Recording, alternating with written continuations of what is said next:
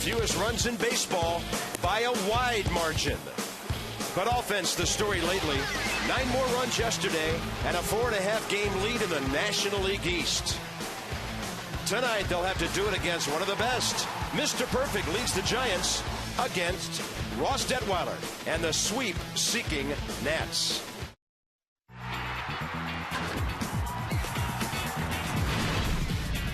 Washington Nationals baseball.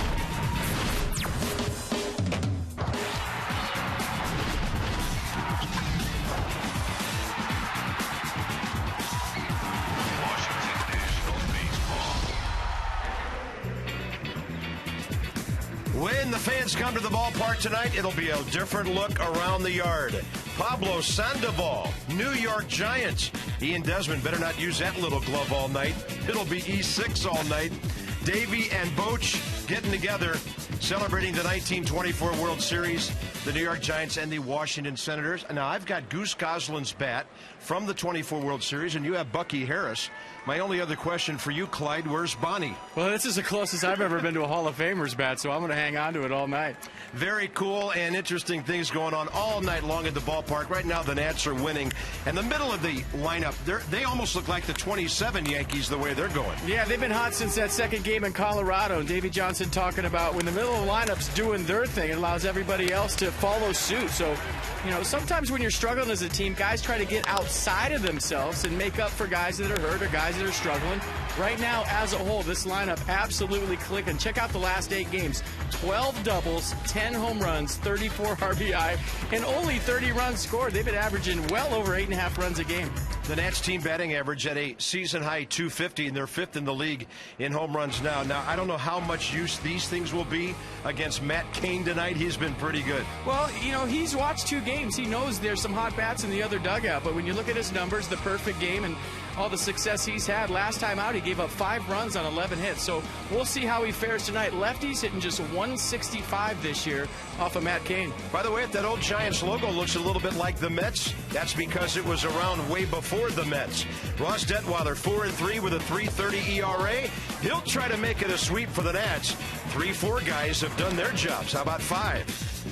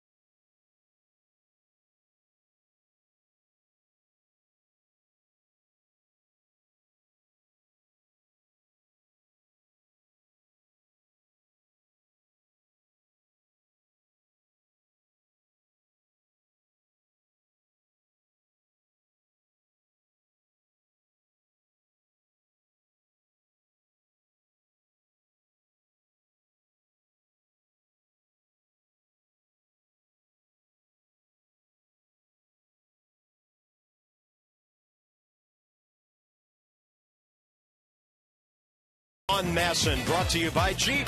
Visit Jeep.com to learn more. By AT&T, the nation's largest 4G network. AT&T, rethink possible.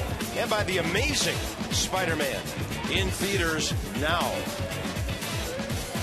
Folks scanning their tickets, they probably printed those out at home. Convenient way to watch Nationals baseball these days. It's going to be another sizzler tonight. We've got some great nostalgia going on this evening.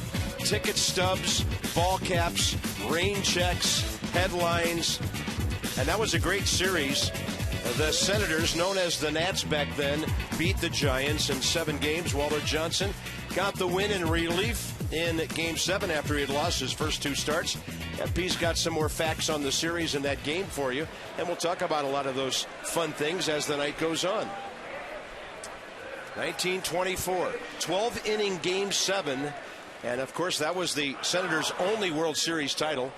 Walter was 36 when he got that win, and along with manager John McGraw, second winningest all time until Tony La Russa came along, 11 players from that series in the Hall of Fame.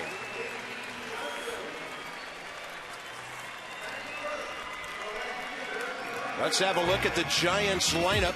Pablo Sandoval, over his last 20 games, is hitting .343, and in this series he is 4 for 6 with a homer and 3 RBIs. Batting .312, 1 for 3 career against Ross Detweiler. And around the ballpark tonight, they have some of the old touches on the scoreboard and all that. But we promise you the up-to-date Masson technology with which we bring you every game. So here's Detweiler. 0-1 career and 1 start against the Giants. Yeah, throwback Ross Detweiler, looking sharp in that uni right there. Last time out Friday at Atlanta, received the no decision, took a 2-hit shutout into the 7th inning. But then he hit the wall. All in all, gave up 4 runs on 5 hits and 6 2/3 innings of work. Struck out 1, walked 1 through 93 pitches, 63 for strikes. So the Giants will be seeing a 2-seam fastball, 4-seam fastball, low to mid-90s from Ross Detweiler. Curveball and a changeup to go with it. Let's set the defense behind him tonight. Lombardozzi, Harper, Morse in the outfield. Desmond Zimmerman on the left side. Espinoza, LaRoche on the right side. And Jesus Flores doing the catching. Now these are the unis that the Senators wore in the World Series, but most of the 1924 season they wore pinstripes, and the reason they wore these unis in the World Series is because it was getting darker earlier and they wanted to go to a lighter uniform. Interesting. And of course no logos on the front back then, the block W on the sleeves, and numbers hadn't been around that long. Well, they didn't have numbers in 1924. They didn't start until 1929, and the Senators actually wore uniforms for the first time in 1931, and I don't know what Michael Morse is doing with his hat, but I kind of like it. Yeah, he looks like a member of our gang. He's got everybody but Spanky out there with him. Visit train.com for an independent train comfort specialist dealer near you. It's hard to stop a train. 97 at game time. Fortunately, the humidity is 37. Gary Darling, crew chief, 26-year veteran, has the plate. Paul Emmel, Scott Berry, Jerry Meals around the bases. Detweiler steps into his first delivery of the night, and it's right in there. Underway at 7:08. Nats trying to sweep. They're trying to win their 7th in their last 9 and their 4th in a row, and that's strike 2 to Justin Christian, young man who's had 8 major league at bats in 6 games.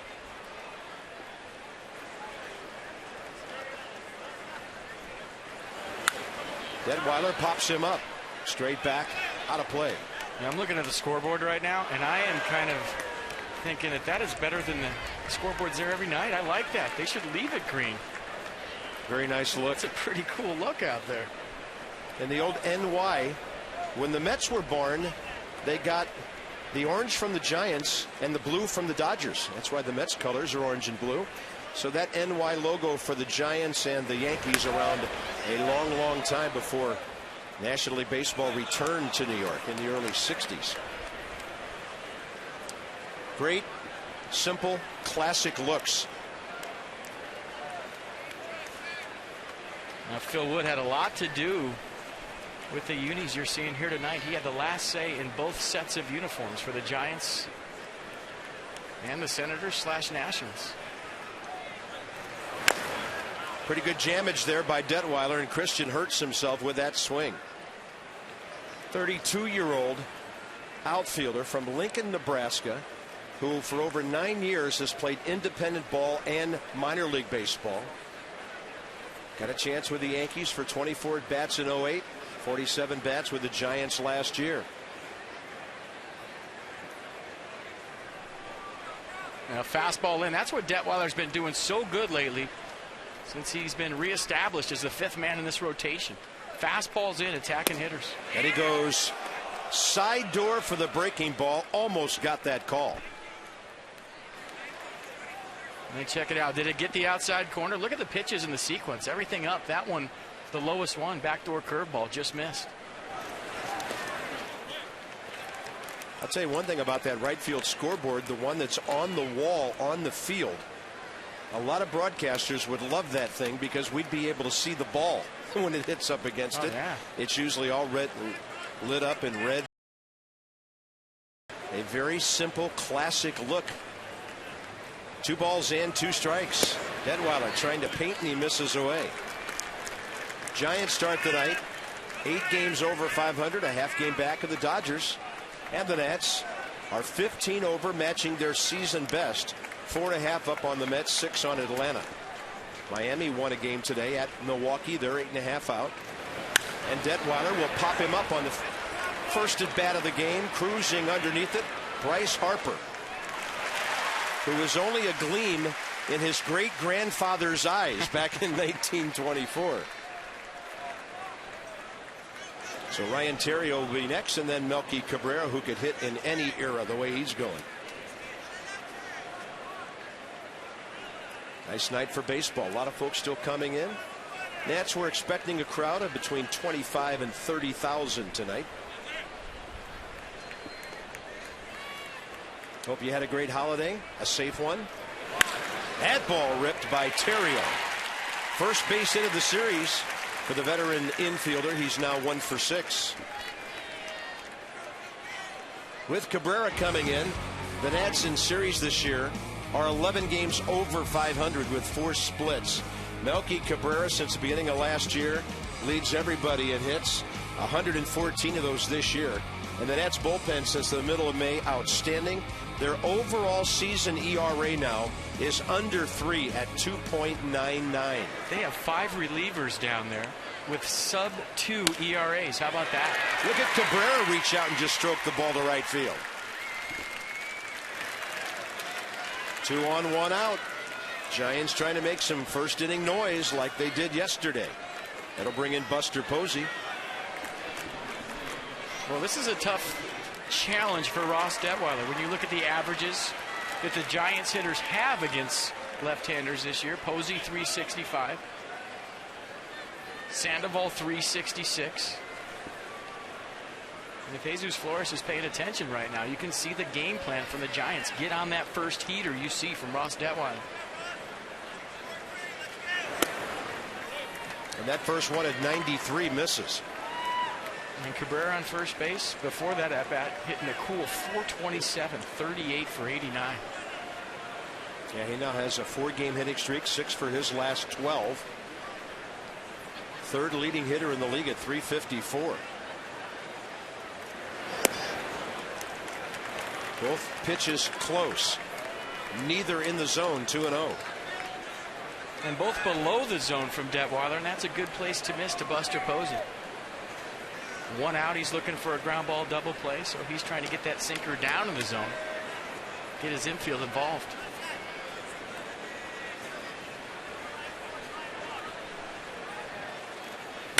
That ball is ripped. Theriot's going to head for third. Ball picked up quickly by Lombardozzi. They got a runner trapped, and Zimmerman doesn't throw. They had Cabrera trapped off second base.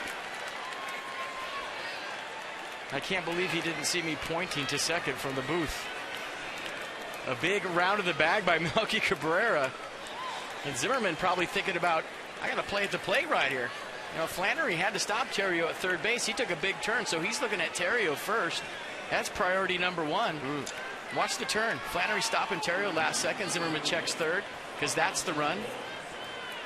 And I think if he went with his first instinct, he might have had a shot at second base. Bases loaded, 1 out with Pablo Sandoval coming up, who's been the Giants' dominant hitter in this series. As we mentioned in the lineup, 4 for 6 with a homer, 3 RBIs.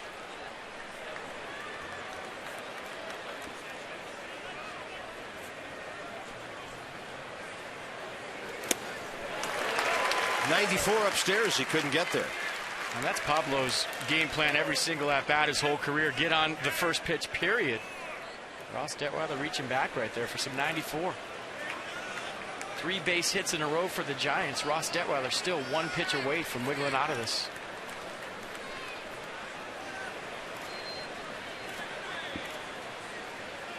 Breaking ball, he gets a foul.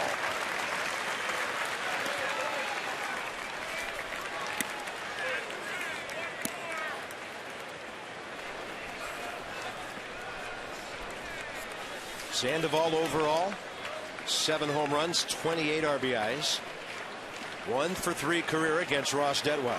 He's only grounded into 3 double plays this year. There was a time in his career as a Giant where that was almost a nightly occurrence.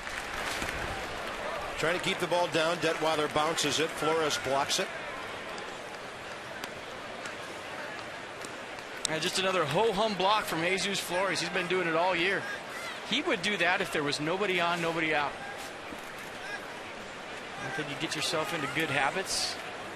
It's not a big deal when there's a runner on third if you've been doing it your whole life with nobody on.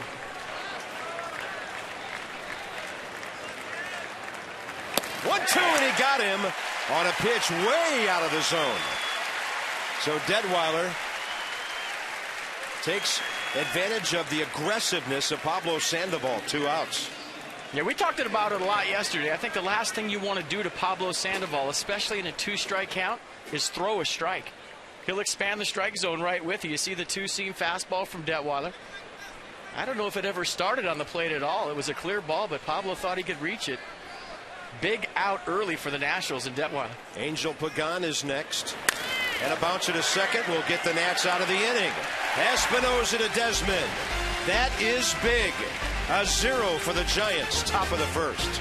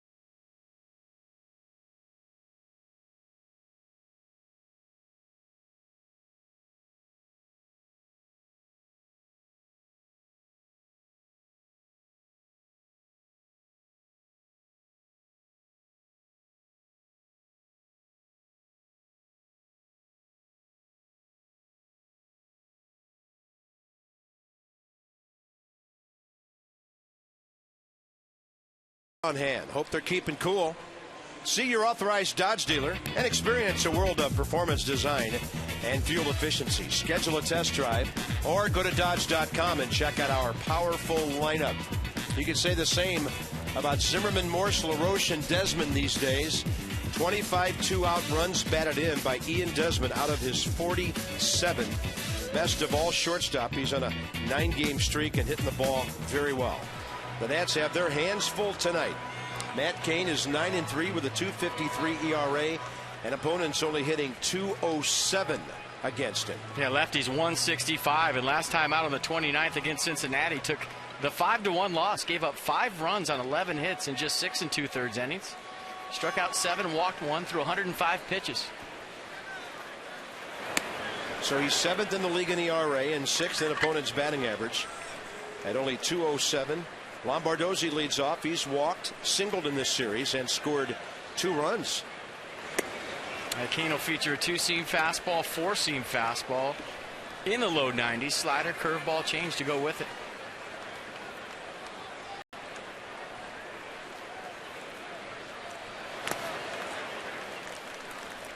His career record over 500 now. He came into the season under the break-even mark, but he's 78 and 76 now.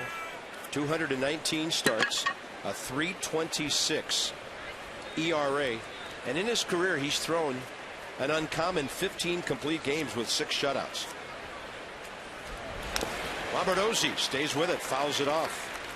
The Nats are at a season high 250 team batting average, 8th in the league. They're up to 9th in runs and 5th in home runs. Davey Johnson's enjoying doing some running with guys like Lombardozzi and Espinosa as well, with guys on base. How tough will that be tonight? Well, I can't tell you how big that first inning was for Ross Detweiler in the Nationals. You're facing a guy like Matt Cain, 9-3 with a 2.53 ERA. It doesn't take many runs of support to get him a W. They score 1 or 2 runs in the first. All of a sudden you're thinking, well, with Matt Cain on the mound, this game could be over. You wiggle out of that jam, it's looking good. Lombardozzi hits it sharply. Joaquin Arias got behind it, made a good play. Let's set the defense for the New York Giants tonight. It's 1924 with Cabrera, Pagan, Christian in the outfield, Arias, Sandoval on the left side, Terrio Belt on the right side, and Buster Posey doing the catching.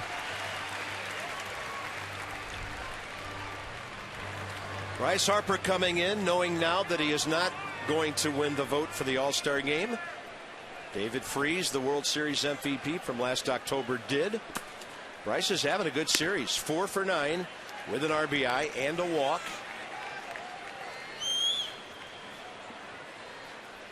So Harper actually also finished behind Michael Bourne. So they only post the total for the winner. I was on Twitter all afternoon voting for Bryce Harper with a ton of Nationals fans, and I am shocked with all the effort out there that he finished 3rd, because he was trending in the DC area all day long. So good effort from the fans, just fell a little bit short. 2 balls, 1 strike. Harper laces one to center, but he hit it too well. Angel Pagan right there. So his first career at bat against Matt Cain, couldn't have hit the ball any harder. Now Bryce looking back saying that line drive stayed in the air forever. When you create as much backspin as Bryce Harper does and watch him pound down through this ball, create the backspin off the bat, it's a great shot. Look at that. 12-6 rotation coming off the bat, and that's a riser, and it stays in the air forever because of the backspin he created. And trust me, that'll help him more than it hurts him, because he'll ride balls out of the ballpark that you think are doubles in the gap because of that backspin and that swing. Yeah, a lot like the one Zimmerman hit to right center yesterday. In the 5th inning, a runner at first. I'm thinking, okay, that's at least 2nd and 3rd, nobody out. And before we know it, the ball flies in a couple of rows above the right field scoreboard. Ryan 3 for 9 in this series with 3 RBIs and a walk. Check out Angel Pagan right here. Watch the backspin into his glove. Look at the ball rotating backwards as he catches it. And I have no idea how he saw that baseball, because his glove was covering his face. He must have heard it coming. Zimmerman a chopper. And a nice underhand toss by Buster Posey. It's a 1-2-3 first inning for Matt Cain with 2 hard hit balls.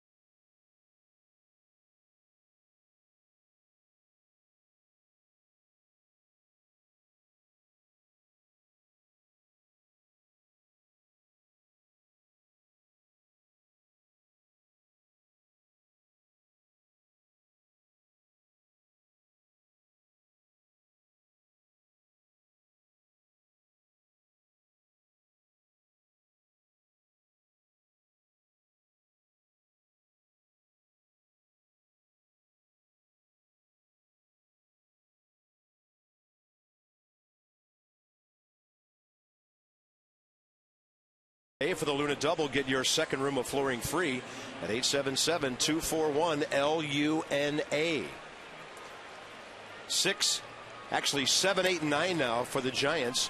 In the top of the second, took Ross Detweiler 19 pitches, 13 strikes to get through a long first inning. Yeah, long first inning, but a successful first inning for Ross after giving up back-to-back hits to Terrio, Cabrera, and Posey.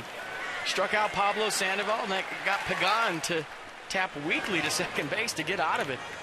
So all in all, a good first inning for Detweiler. Definitely one he can build on.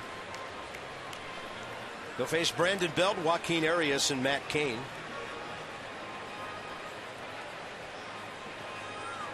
Brandon Belt in this series, a walk, an RBI, 0 for 4.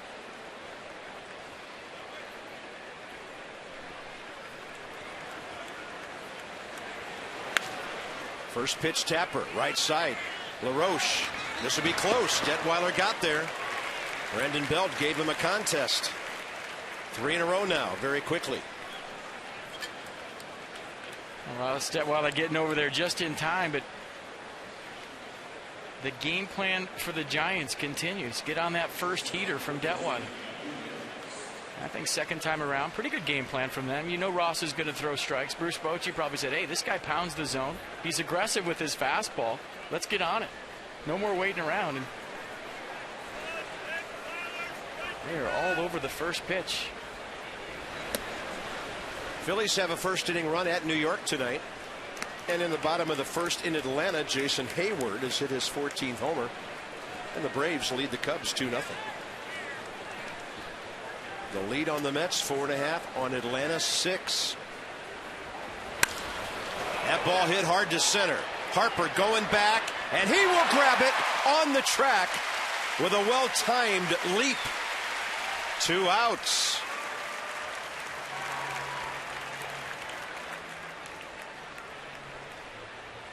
Good first step quickness from Harper. This ball was pounded by Arias. Got on top of a high fastball. He's thinking, hey, I sat there and watched the game yesterday. This should be a home run. What happened to the ball carrying to right field? Good play by Harper going back on the track. When you sit there and watch a game and you see everything flying out to right center the day before, you hit one like that, you're thinking, or at least your first thought is home run. Yeah, and my response to that is, it's not 11 o'clock. This game is 8 hours later than that one yesterday. Amazing how the ball was flying in the midday.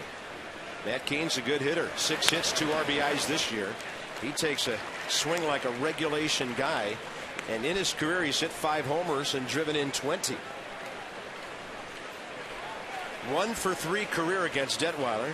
We don't often look up pitcher-pitcher hitting matchups, but for Matt Cain, you do.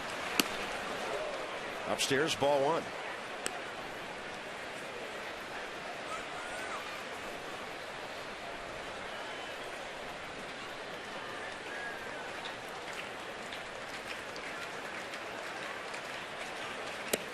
Got him on a pitch away. And a very nice, quick second inning for Detweiler.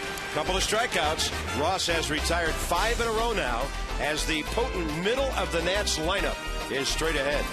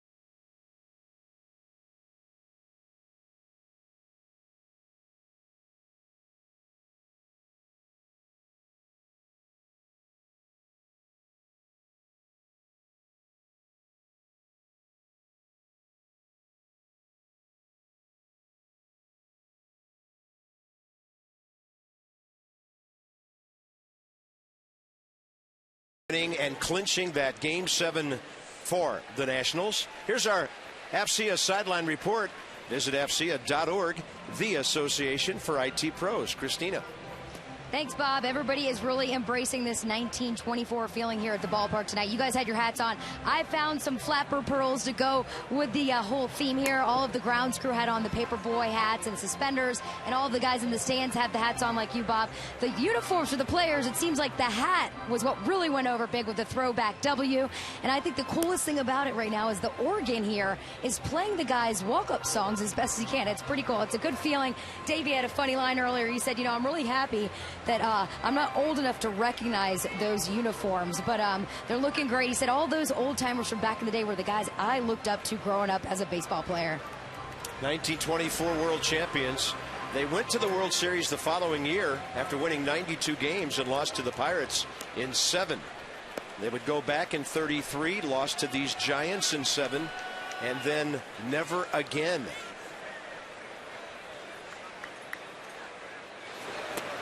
Breaking ball, bottom of the second is underway, and Michael Morse laid off. Check out the hitting coach. Does he look like he's right out of a cornfield or what?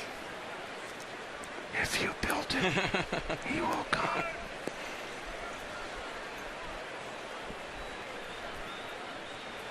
I think there was a great movie that embraced the feel of that era, and that was 8 Men Out, the story of the 1919 Chicago Black Sox who threw the World Series. And that probably, with Field of Dreams, maybe the two movies that captured the essence of this game more than any others. How about Michael Morse drilling one to right center?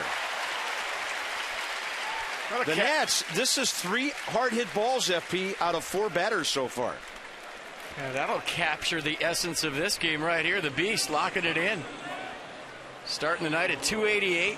And whenever he's going that way, whenever he can take a fastball in the inner half, get his hands inside like that, that is the definition of squaring up a baseball. And guess what? There goes a no-hitter. Here's Adam LaRoche, 4 for 23 career with an RBI against Matt Cain.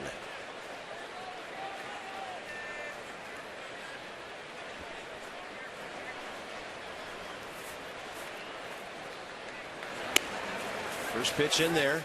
83 on the changeup. LaRoche in this series, a hit, 2 RBIs, 2 walks. He's still 10th in the league with 52 RBIs.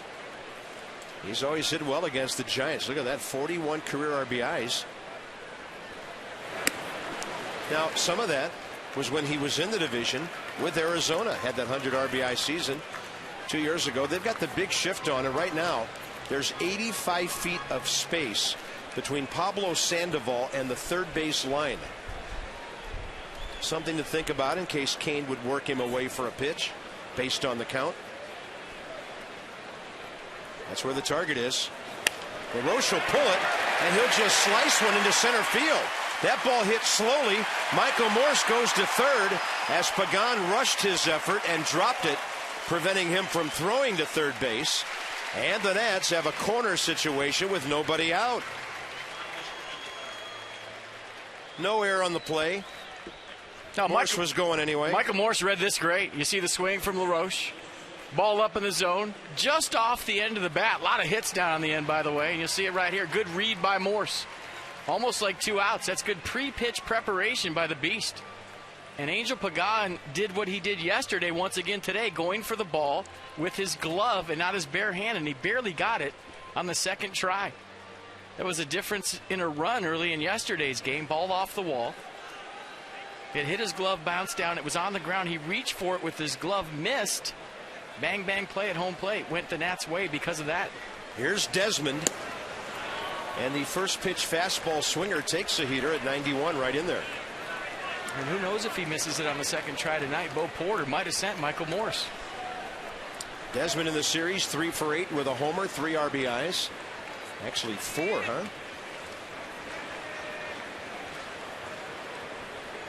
He has 4. That was a 2-run shot the other day. I think I read where only 4 of Desmond's home runs, maybe 3 of them, have been with men on base this year.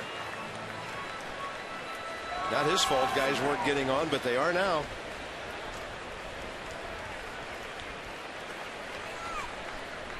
1-1 count. No trouble taking that outside breaking ball. Matt Cain trying to work the outer half to Desmond. Yanni Espinosa's had a great series. Potent middle of the lineup now. Started in this inning by Morse, continued by LaRoche, and now Desmond in a hitter's count. Desmond hits a double play ball.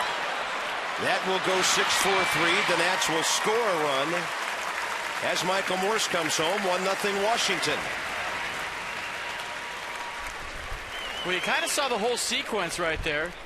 Everything away and slow D and Desmond. Matt Cain looking for a ground ball in the outer half of the plate.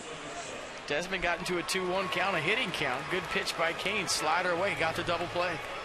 And that's what good pitchers do. They're in hot water. They make a big pitch, and now bases empty, 2 outs.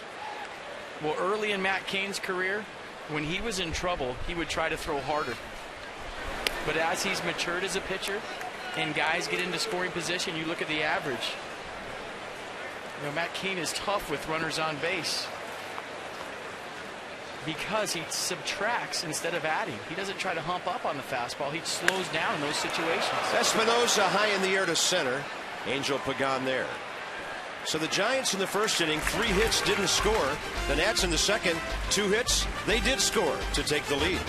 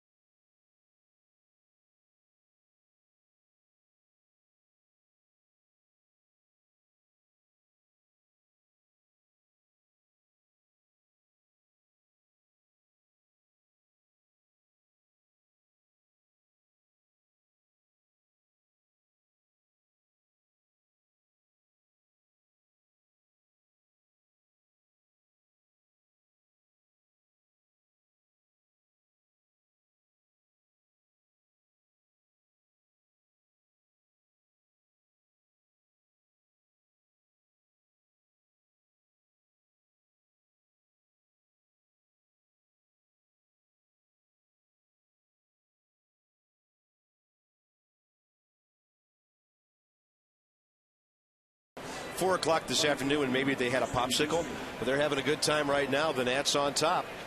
1-0 for solutions that help you achieve your financial goals. PNC Bank, for the achiever in you. They're ready. Call them up. Drew Storen, 8 pitches. Nice inning. Scoreless, hitless. Chad Tracy 0 for 3 last night with a walk. He's 0 for 1 tonight, and he was robbed of a home run, we're told, by Stephen Bumbry, the son of Oriole Al Bumbry. So is Chad Tracy done? 0 for 1, fly out? I mean, that's what the Goon Squatter does, right? Yeah, Comes in, 1 at bat. Yeah, he was asked a good question by one of our media members today about a situation like that. But they want him to get as many reps as he can before he is reactivated. 26 pitches, 18 strikes for Ross Detweiler. He faces Justin Christian here, who lashes one over the glove of Ryan Zimmerman for an RB, or rather a leadoff double. So again, and now Lombardozzi has a hard time picking the ball up. And Zimmerman has a hard time catching it. These 1924 baseballs are slippery. But again, attacking Ross early in the count are these Giants. Well, Ross changing it up. That was an off-speed pitch. And Christian all over it. Ropes this ball down in the corner. Just past the leaping Ryan Zimmerman, who was in for the bunt, and then it gets a little weird. There's that glove thing again. Here's Ryan Theriot, first pitch base hit to left, his first time up.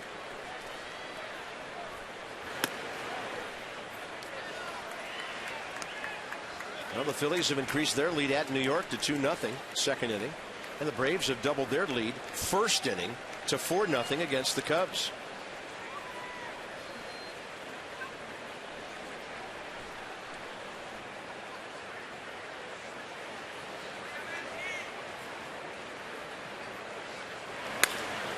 Right side grounder. Well done by Theriot to move the runner to third with one out. Handled flawlessly by Adam LaRoche. Tomorrow night the Rockies will be here, and the first 15,000 fans through the center field gates only will receive a luggage tag presented by United Airlines, the Nats official airline. Nationals.com/tickets. Some restrictions apply. And a reminder, center field gate only on the giveaway item. Here's Melky Cabrera on a first pitch. He singled last time up, and he showed bunt. He's the kind of guy, old school type hitter, who will do that to draw in some middle infielders so he can slam a ground ball right past them.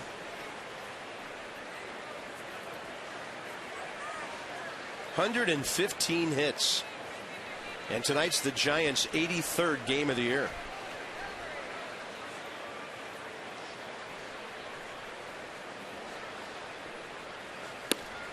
Detweiler jams him and moves him away 2-0. Yeah, probably be careful right here with Cabrera, first base open. Buster Posey on deck. An all-star, but you always have that chance of making a good pitch and getting a ground ball with the runner on first and getting out of this. 3-0. This is a don't give in at bat, and you got to be careful right here because Cabrera might be swinging. Posey a base hit himself first time. Giants hit the ball sharply 3 times in a row right at Nationals outfielders, which helped Washington because they loaded the bases and couldn't get them home. That's a high strike sailing to the outer half.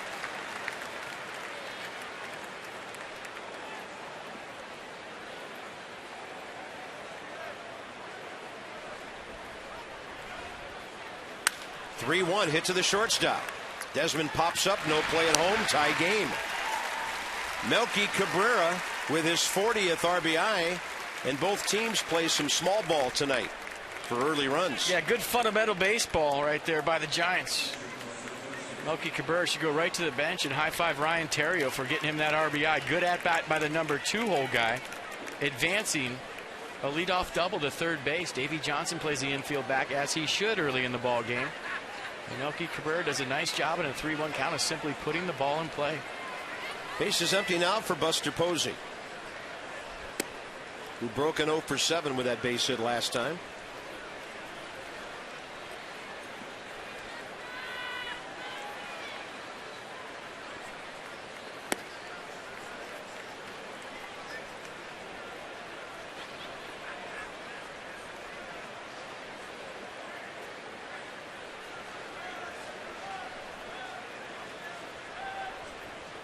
And a 2-0 pitch misses. So impressed with him when he first played in this ballpark 2 years ago. Hit a home run to right center field over the scoreboard. On his way to 18 of them, 67 RBIs in just 108 games after his call-up.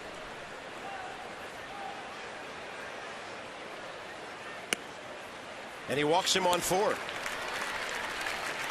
Now Ross Detweiler has to deal with Pablo Sandoval. So the Giants have had 5 base runners out of their first 13 hitters.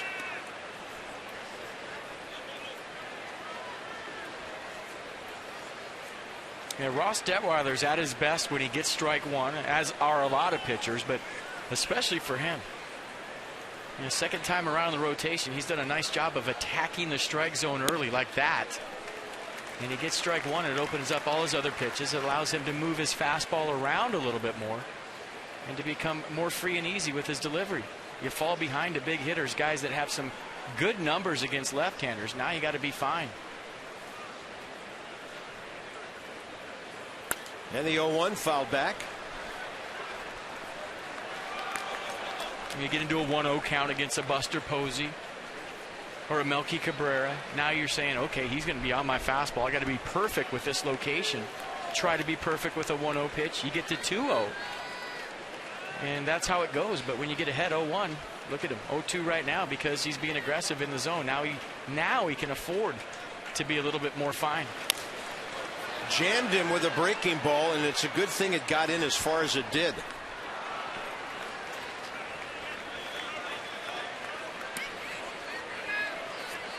And look at the location of this pitch. That's where he wanted it. Curveball at the back knee, got it right to the spot. And Sandoval out in front, just off the end of the bat. That was interesting. Flores was snapping his glove closed right down on the ground. That's where that pitch was headed before this pretty bad ball hitter got it. And now the count 1-2. Yeah, we said yesterday he's a bad ball hitter, but he's not an awful ball hitter, so throw him awful balls. That one may be a little too high for anybody to off-ramp, but with 2 strikes, he'll expand the strike zone. He'll expand it up, and he'll expand it in the dirt.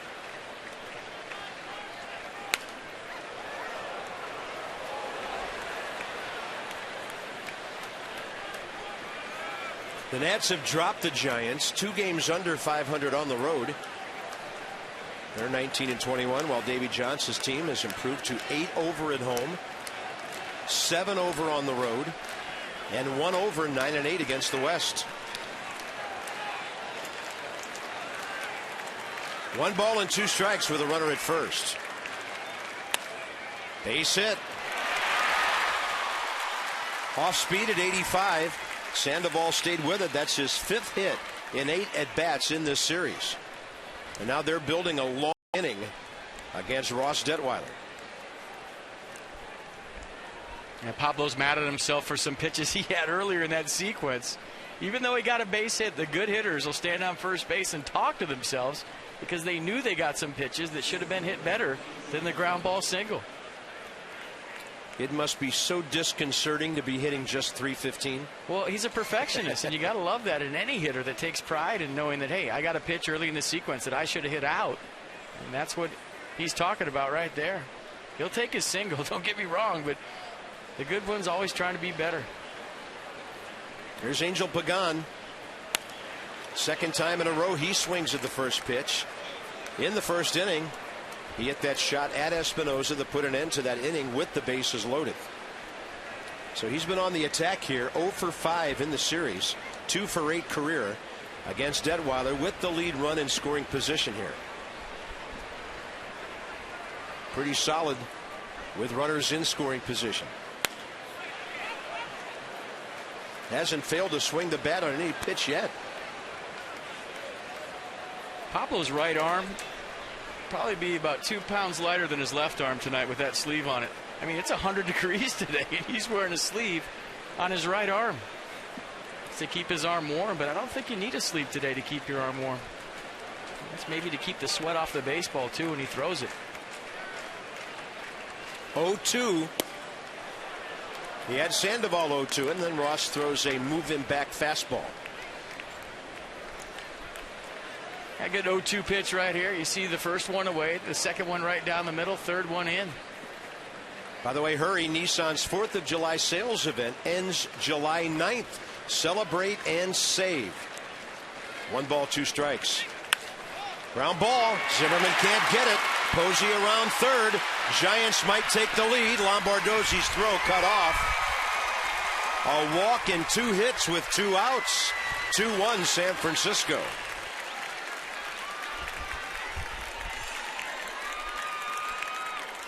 A nice piece of hitting right here in a 2-strike count. Pagan taking a little bit out of the swing and just rolling over in that 5.5 hole. Perfectly placed ground ball puts the Giants up 2-1. On a play like that, FP, who makes that cutoff decision? Is that Zimmerman, or does he hear that from behind from somebody? Well, either way. And I would say on that one, it's Ryan, knowing that how the play is developing, how long it's taking Lombardozzi to get to the baseball, the strength of the throw. He'll just cut those off to save everybody a little trouble. LaRoche will handle that one. The first pitch swinging Giants. 2-1 San Fran.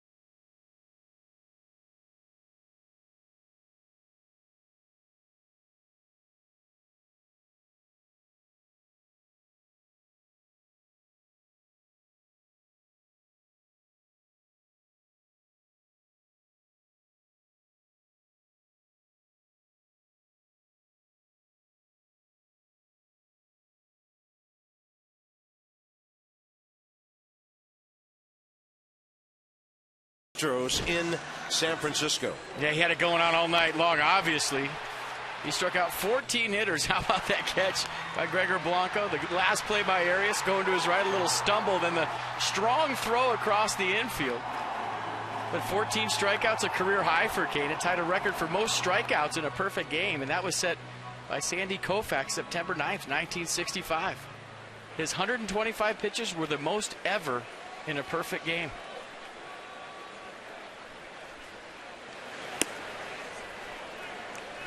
Nats have a run on 2 hits tonight. He got a big double play ball to quell a building rally last inning. Flores, Detweiler, and Lombardozzi, bottom of the 3rd.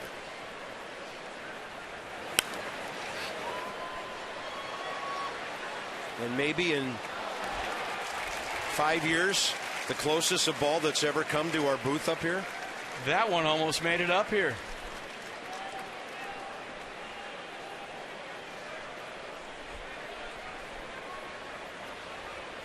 Michael Kay and some of the Yankees announcers and even some of the Yankees players were talking about if you could stand on second base with a fungo and a baseball in your hand and hit it up to our booth from second base. There was all kinds of money on the table from the Yankees seeing if they could do it. They never got around to doing it because they thought of it the last day in. That ball headed for left and run down by Melky Cabrera. The barrel of the bat ended up almost on the second to third base line.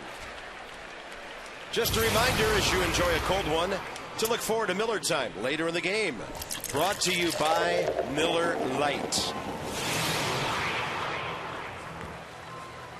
3 straight now for Kane, going back to that double play ball. And he'll face Ross Detweiler, who's 1 for 17 with an RBI this year. Ross, one of those left-handed throwers who bats right-handed.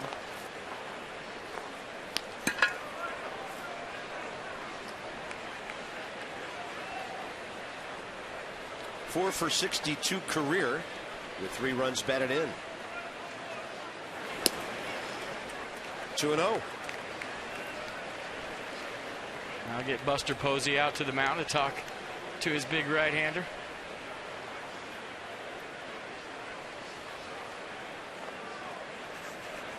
Got that Miller Lite promo. I'm looking on the computer. Cost of a beer, $19.24, 25 cents.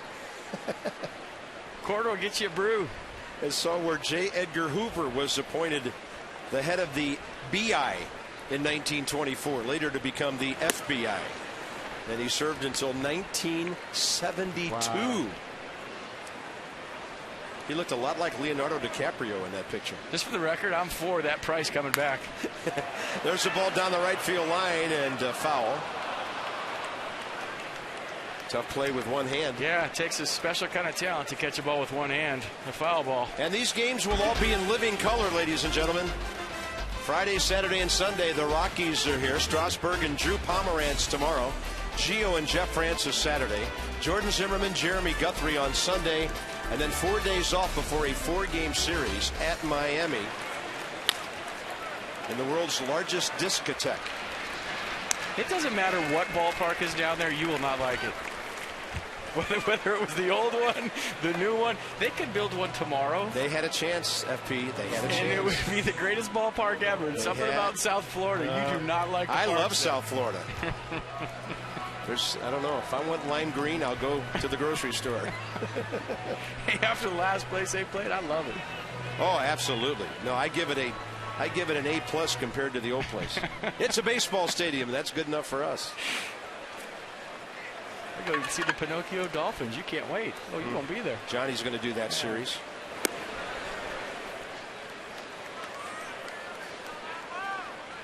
Going to keep everything open a little later for Johnny. You love South Florida so much that you're going to miss that series and the ballpark. Yep. These things happen. Lombardozzi has the Nationals' 3rd hit.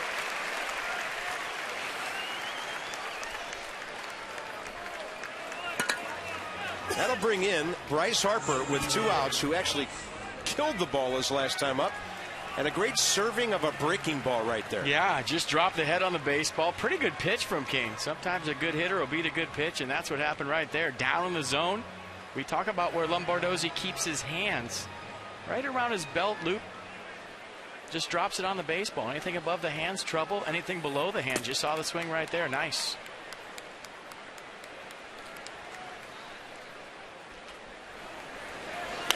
Harper flies to left, and Melky Cabrera is there. The Nats will strand their first runner of the night. It's on to the middle innings, and it's 2-1 San Francisco.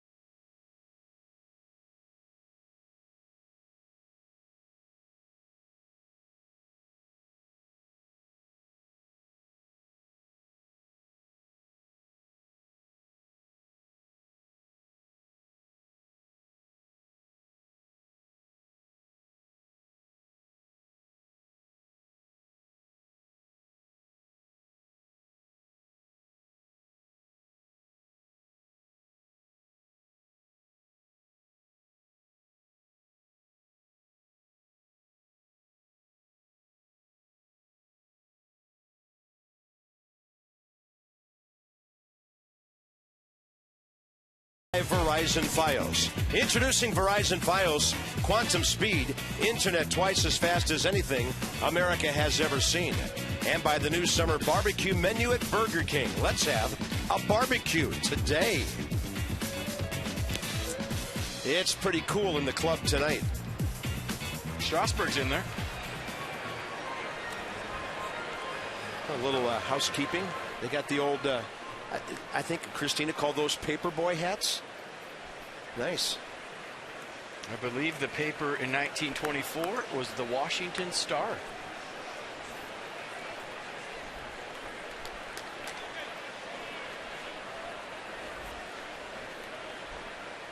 Top of the fourth, Joaquin Arias. Inside corner. You know what? There was no play-by-play announcers in 1924 either. No, there weren't. Radio would come later. We had a big electronic board with a layout of the field where the newspaper was. And by telegraph, they would go pitch by pitch. And if a runner got to first base, the first base would light up. If there were two guys on, first and second light up. And you keep track of the game by watching this big electronic board outside where the newspaper was. You have the score, the outs, the runners, hits, runs, errors, all that stuff. And that's how people kept track of the baseball game when the team was on the road in 1924. I wonder if anybody ever said after 5 innings, what's his pitch count? I don't think so. I kind of doubt it. Yeah, it reminds you of that one of the first scenes out of 8 Men Out, when the gangster came into the parlor that you're talking about, and he knew if they hit the first batter with a pitch, the fix was on. And they said, first batter, hit by pitch. He got up and walked out. Knew he was about to become a rich man. 1 ball and 2 strikes. When you talk about Game 7 of that World Series between the Senators and the Giants, Giants third baseman Freddie Lindstrom, it was 3-1, and a ground ball hit a pebble, went over his glove. That tied its score at 3. The same thing happened in extra innings. Another ground ball over his glove, and it allowed the Senators to win the World Series. Eventually triumphing in extra innings. I'm not saying the fix was on. I'm just saying there was a well-placed pebble down there at third base for the Senators.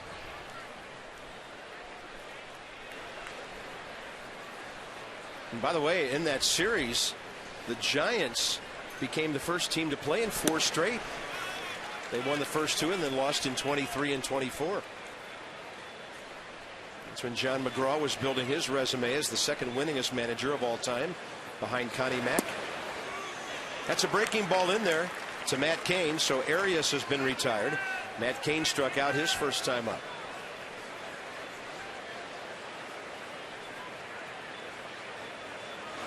Walter Johnson, by the way, was 36, nearing the end of his career in that series.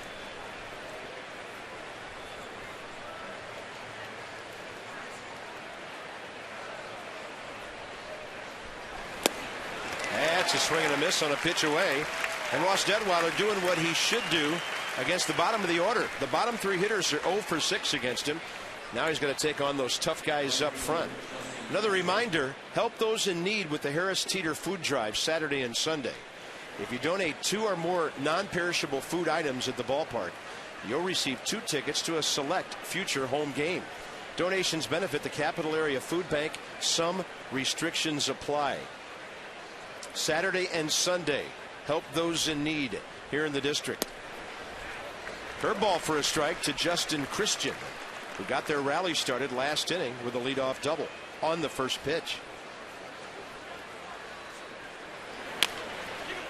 That's a tapper that Zimmerman charges. Bare hands, plays as well as he can, but no chance against the speed of Christian. Justin Christian having a nice night for the Giants. Bruce Bochy puts him in the leadoff spot. First time up, good at bat. Ended up in a fly out to center field. Second time up, a ringing double down the left field corner. Swing and bunt. Ryan Zimmerman does as good as he can right here to make it even close, but Christian too fast. Runner at first, 2 outs, and Ryan Theriot, the hitter.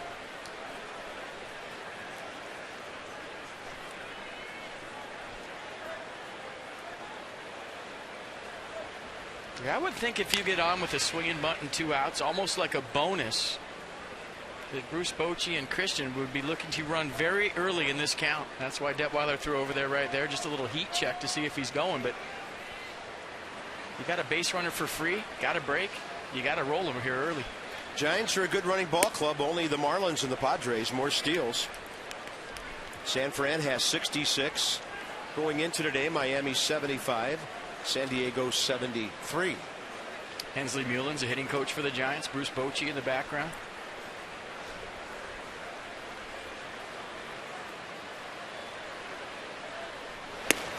That time he had the runner backing up toward the bag. Well, Detweiler's done a nice job of holding runners this year. And how does he do it? He varies his deliveries, meaning he'll go slide step on you, but he also varies his tempo and his pace to where you can't get into a rhythm with him as a runner. You can't time him up. He switches it up nice. It's a breaking ball under the hands of the hitter inside.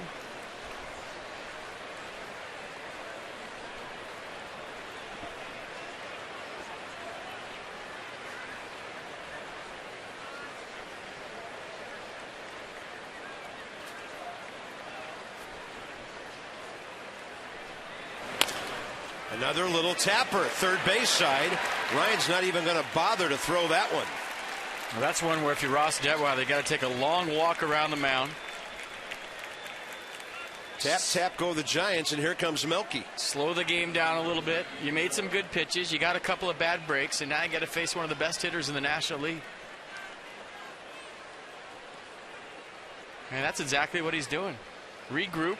Get back on that rubber and figure out what you got to do to get out of this. 2 good pitches, 2 base hits for the Giants. Cabrera tonight 1 for 2 with an RBI ground ball. Giants have 8 hits already. Only one of them extra bases. A couple of tappers here and some line drives and ground balls perfectly placed through the infield. And if Melky does it, Detweiler might just walk off the mound and go straight to the clubhouse.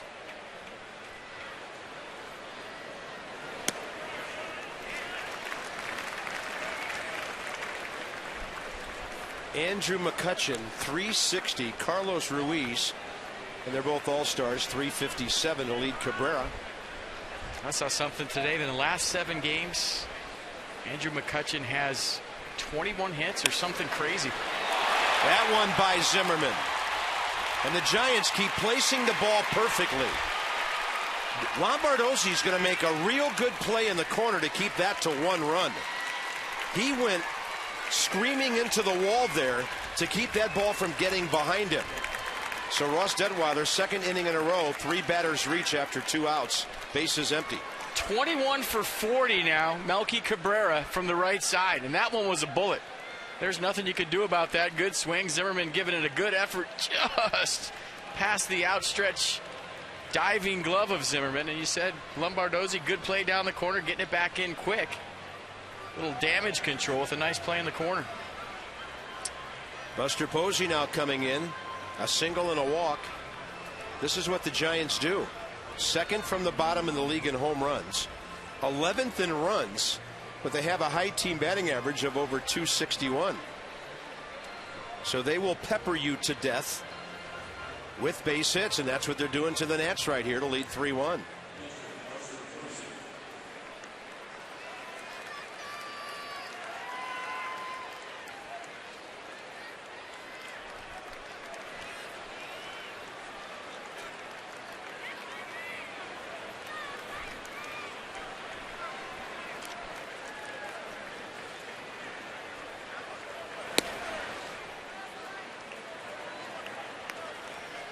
.390 Giants, 1-3-0 Nats. Still very much in the game.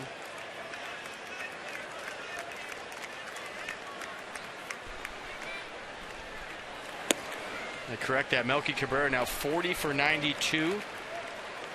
Right-handed this year for a .435 average. I mean, those are college numbers.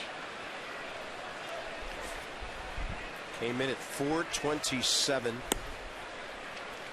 And Detweiler gets a strike, 2-1.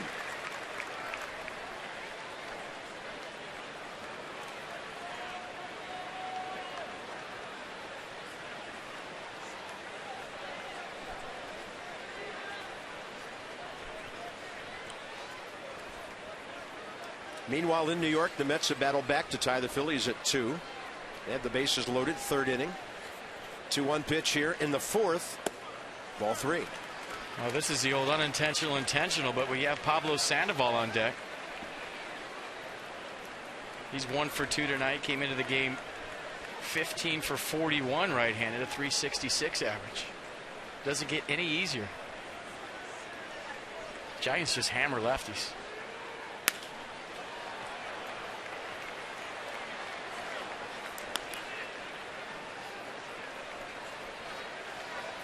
Bunch of switch hitters in their lineup. Posey's a right-hander. Pagan. And they caught lightning in a bottle with Justin Christian tonight. 2 for 3 in the leadoff spot.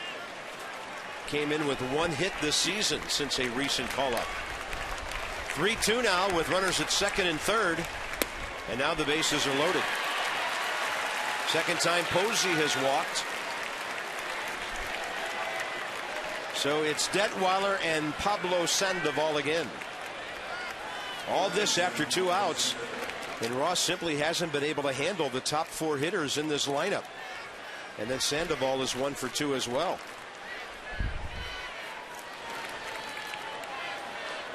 Pablo trying to put an early stamp on this one for the Giants, as they're looking to salvage one before they go to Pittsburgh for 3.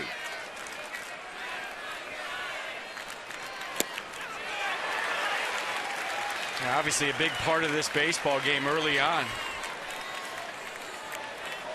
You get Sandoval out right here, you wiggle out of this, your team has a chance. Looking down the Nats bullpen right now, looks like Craig Stammen just starting to get loose, stretching, hasn't thrown yet, but he's the guy that's up walking around.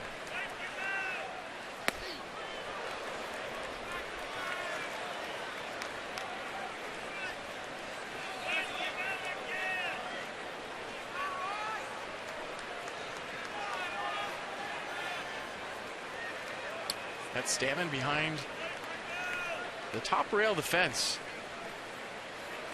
1-1 pitch, big one here. Zimmerman will grab it and step on the bag. That's huge. Zimmerman will lead off. Then Michael Morse and Adam LaRoche. Nats now down.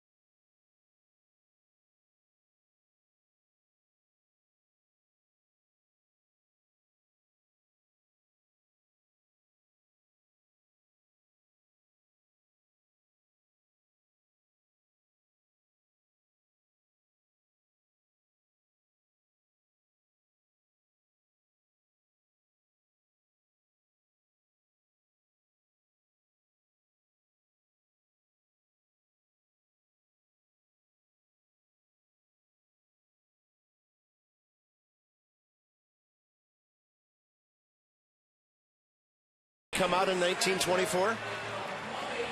Abe must be the invisible man. Well, this might be a live president's race since it's 1924. Little taunting there by George and Tom on their way by. Teddy, by the way, paid a visit to our booth earlier this afternoon. Barely got his big cranium through the door. Then we all took pictures with him. Thanks for stopping by, Teddy. Tell him to win a race once in a while, would you? I told him, I said, go ahead and win one. If you get sacked, we'll take care of your expenses for the rest of the summer. Ryan Zimmerman, bottom of the 4th inning. Matt Cain is retired. 5 of the last 6 batters. 37 pitches, 22 strikes.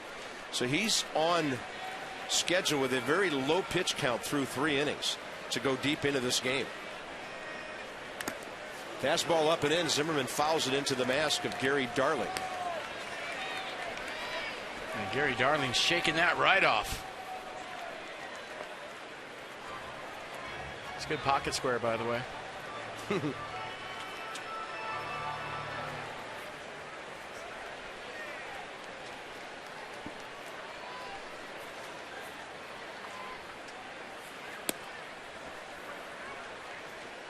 They didn't want the umpires to pass out, so that's why they're not wearing their 1924 uniforms tonight. I wonder what those would look like. I think pictures I've seen would be long sleeves and coats. 2-2. Michael Morse has a base hit tonight. So does Adam LaRoche, who follow here in the 4th.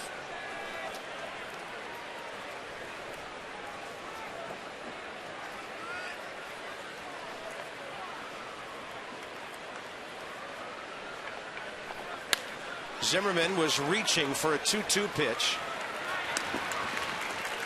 The only thing you fear now is Matt Cain starts getting some momentum with a 2-run lead. We have an AT&T fact of the game for you. The Nats are 25 games over since September 11th of last year. Only Texas at 30 over better in regular season play. Very impressive. Well, they got a taste of winning last September, and it hasn't stopped. Remember that 4-game sweep up in Philadelphia? A place where maybe a lot of the younger players have never tasted success. They went up there, swept the Phillies. It's not easy to sweep anybody in a 4-game series, let alone them. And all of a sudden, you look around, you start winning in hostile environments on the road. You say, hey, we can do this thing. Figure that part out, check that box, and then the early success this year just kept fueling that fire. No balls, 1 strike to Morse. Look at Cain drop that breaking ball to the front door. 0-2 right on the inside half, and Kinetic North America will pitch track it. Pretty good curveball by Cain, but when you talk about this game, I think Ross Detweiler probably hasn't had his best outing so far. But a long way to go. I mean, a bloop and a bomb away from tying this thing up. So much baseball left to be played.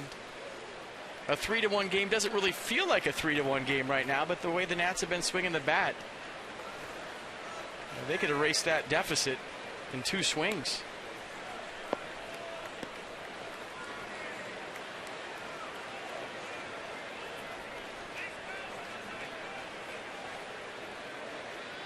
And a 1-2 pitch. 93 well outside.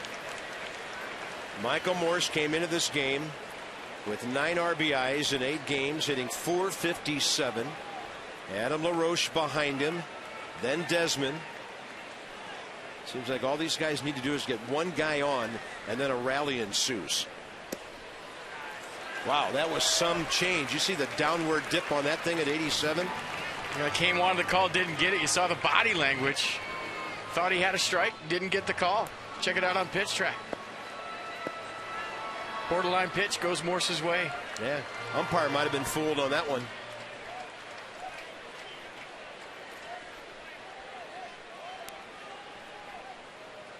And a breaking ball. Morse hits it hard. Joaquin Arias right there for the 2nd out. Discover Kia's full lineup of high-quality, stylish, and dependable vehicles. To learn more, visit kia.com. As we go inside the numbers this season, The Nationals have not been below second place any day this season. 81 days in first place. How good does that look? All started with a couple of wins in Chicago, then on to New York. And right now, the Phillies lead the Mets 3-2. Look at Adam LaRoche. We've been waiting for that for a while. Why not with Ian Desmond coming up? Just saw a great shot in the dugout of Adam LaRoche walking to the on-deck circle, looking back at Davey Johnson. Davey Johnson talking to LaRoche, and I'm thinking, what are those two talking about? Well, he just saw it. He said, hey, if they run that shift on you, we're down by 2 right now. Ian Desmond has 14 home runs hitting behind you. Lay one down. So chalk that one up to the skipper. Great call. Yeah. And based on situations, maybe do it a few more times until they stop it. That's a good way to get the shift back to normal, and then it opens up tons of holes. Normally you don't bunt with 2 outs, but if they're giving it to you and you got a power hitter behind you, you're down by 2 runs. That's a good play. He made that look like a batting practice bunt. He was so relaxed. Well, that's like that 2-foot putt that's a gimme. I mean, it's there for you. It's an easy thing to do, but sometimes you get nervous and executing it. It's way harder than it looks. Really? I'm kidding. I know that feeling. I was going to say, I was going to throw you under the bus on the air. Seen you pull a few of those. I can 2-putt from there. You could 3-putt for par. Good. Desmond hit the ball sharply, but a 6-4-3 double play ball first time.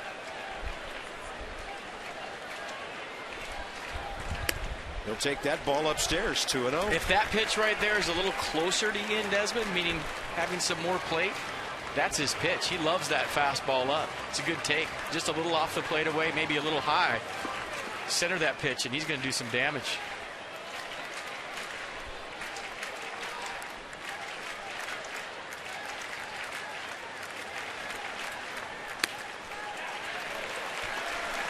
And this is where you might see Davey Johnson give him the green light.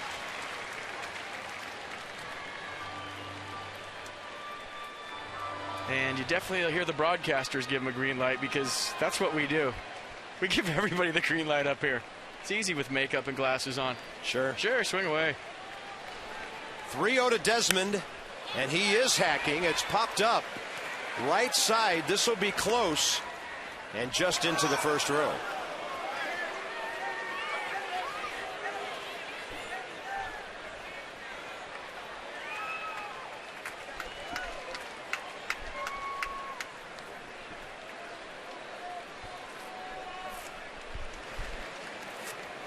Yeah, got a good pitch, took an aggressive hack. Also got a break that ball got into the stands. Another chance for Desmond. 3-1 to Ian, who's driven in 47 runs.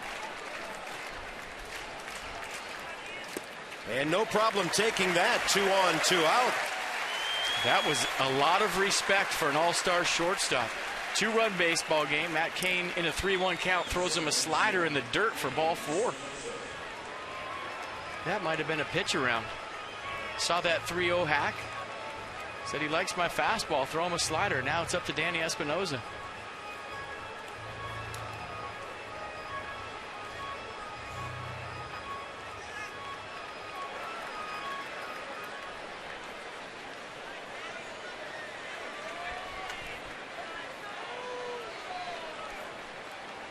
Two on, 2 out. Danny Espinosa has it safely in 7 of his last 8 games. Cain misses upstairs, and some of his pitches have been up in this inning. A lot of talk about the Heat in the first 2 games. Another not hot night here in D.C. I wonder if at 55 pitches, Matt Cain's starting to feel it. You wouldn't think so. He's a horse, but all of a sudden pitches are up. Changes speeds, and the change is outside. There's also a lot of talk about how both teams have to play in it, but if you're not acclimated to this heat and you're not used to it, it can get you. You're on the West Coast, it's 50, 60 degrees every night in AT&T Park. All of a sudden you come back here, it's 100 degrees with humidity. If you're not used to playing it, it can knock you out. Oh, That might have hit Danny Espinosa, but he might have been swinging. And I think that's a good call from Gary Darling. He went.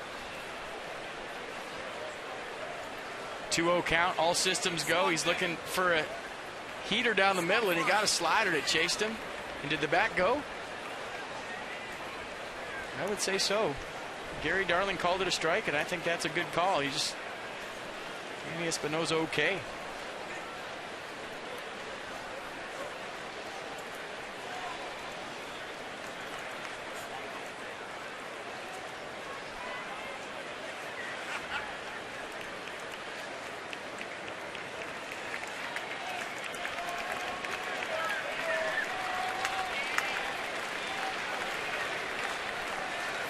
That pitch was up too. 2 balls and 1 strike. And Espinosa got jammed on that one. Yeah, King not giving in. Slider 88 miles an hour on the hands of Espinosa. I think it was a slider. Yeah, there it is. So 2-0 slider, check swing hit him. 2-1 slider, swing through strike.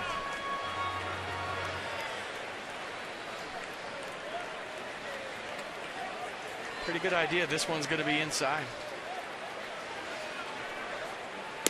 Espinosa called out on strikes on a pitch right under his hands. Tough at bat there. And Matt Cain cutting one right in there.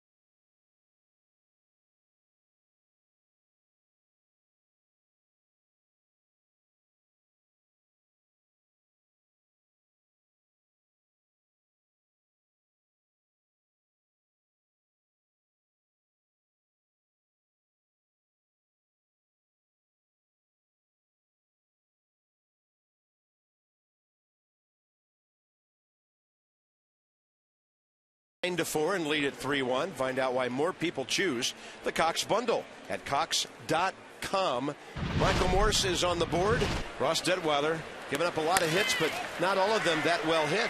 Well, he got out of some jams in the first inning. He got Angel Pagan to hit a ground ball to second base. In the third inning, right there, Adam Loach 3 unassisted from Brandon Belt. And how about this one?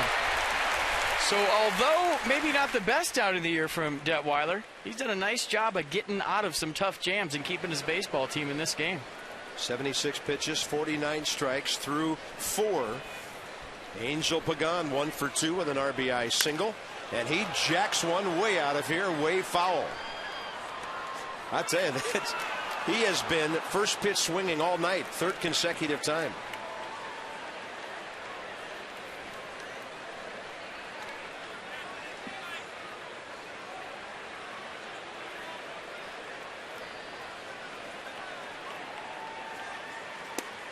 Low and inside.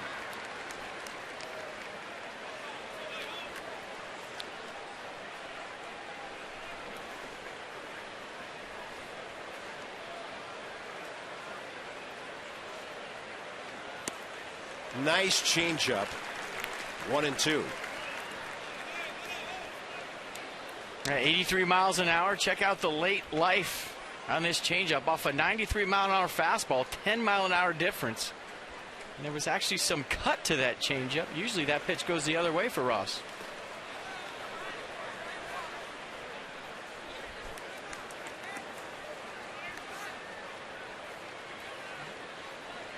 For the Giants, Brandon Belt is next, and then Joaquin Arias.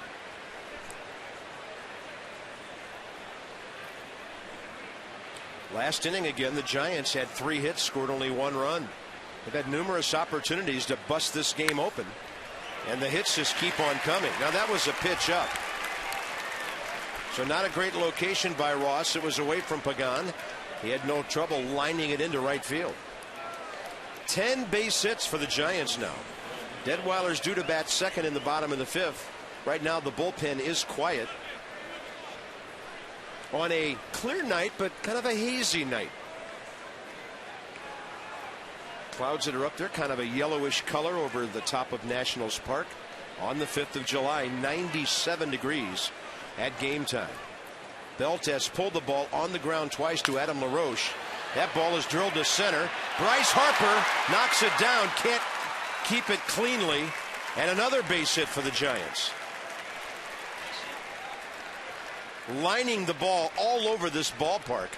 Out of 11 hits, 9 of them singles. Yeah, Belt came into the game hitting .310 off lefties. Good effort by Harper. Just couldn't quite get the glove underneath the baseball. You see the dive right there, looking it in, and his glove closed. Did you see that? The glove just closed a hair too soon, or he might have caught that. The glove got caught on the grass, closed. If it would have stayed open, that would have been a great play. Yeah. I was holding my breath on that one, thinking about Jason on a low liner. Glove getting caught on the turf. Here's Joaquin Arias, who's 0 for 2, the number 8 man, with Matt Cain next. Look at the Giants attack. That's a pickup of a grounder, and that's a double play. And it's too bad the batter didn't stand there and watch it. It might have been a 5-4-3 triple play. 5-4 on the twin killing, engineered brilliantly by Ryan Zimmerman. Very rare to see a 5-4 double play. Houdini Detweiler trying to do it again right here. Top of the 5th inning. He gets a 1-hopper to Ryan Zimmerman. Good pick on the back end by Espinoza. I'll tell you what, folks, he could have got blown up right there. You hang in on a double play ball like this, a lot of guys won't be that nice. They'll come get you. Clean slide by Brandon Belt, but if he would have gone to the left field side of second base, he could have done some serious damage. You give Joaquin Arias some credit for not standing around and running that ball out. If he thinks for a minute that Ryan caught that in the air, it's a triple play.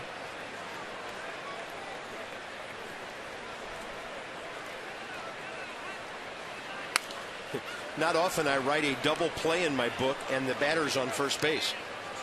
Very rare indeed to see one like that. Matt Cain has struck out twice against Detweiler tonight.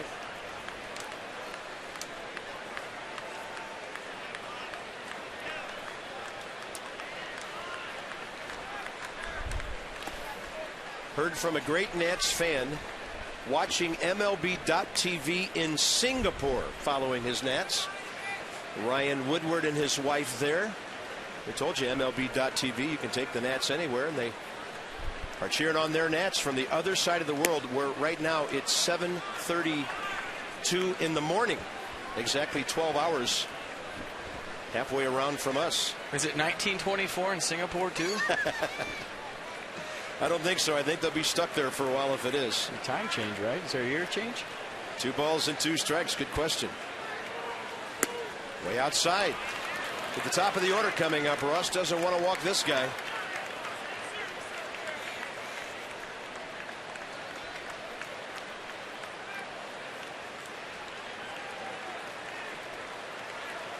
Arias running on the pitch. Nats fans clapping for an end to this inning. And Cain will keep it alive. Pretty good at bat working by Matt Cain. Ross Detweiler's throwing everything at him. He's throwing out a good battle. 89 pitches, lots of fastballs, 73% from Ross Detweiler.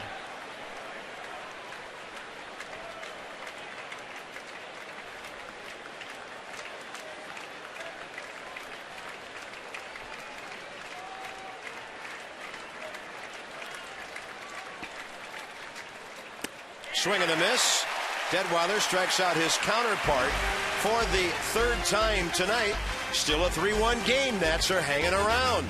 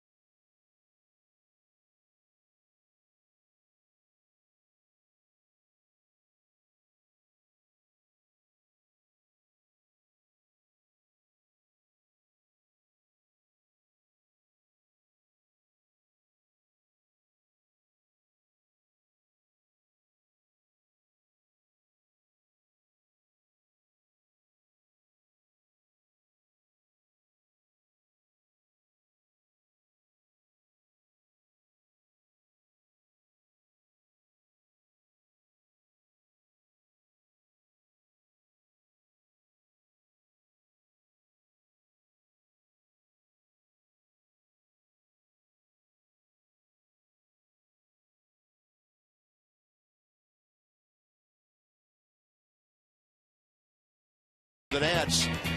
Crazy times at Coors Field. Drew Pomeranz, 23-year-old lefty, he came over in the Ubaldo Jimenez trade. And now Strasburg, who lost 2 games on that road trip, will try to get his 10th win of the year again. 93 innings, 122 strikeouts for Strauss. 6:30, Johnny and Ray Nats Extra tomorrow night. And then the Rockies are in for 3 before the break.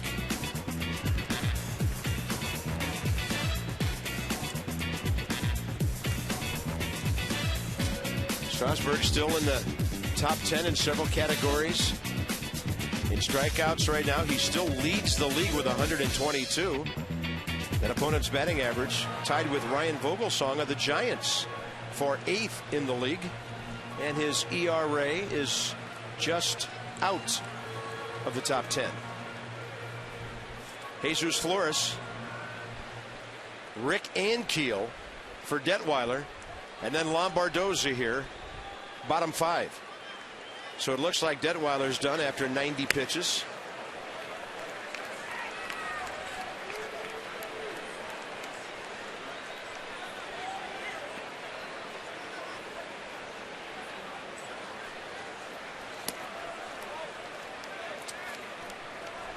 Greg Stammen warm, and maybe after an out or so gets up to throw some final warm-up tosses.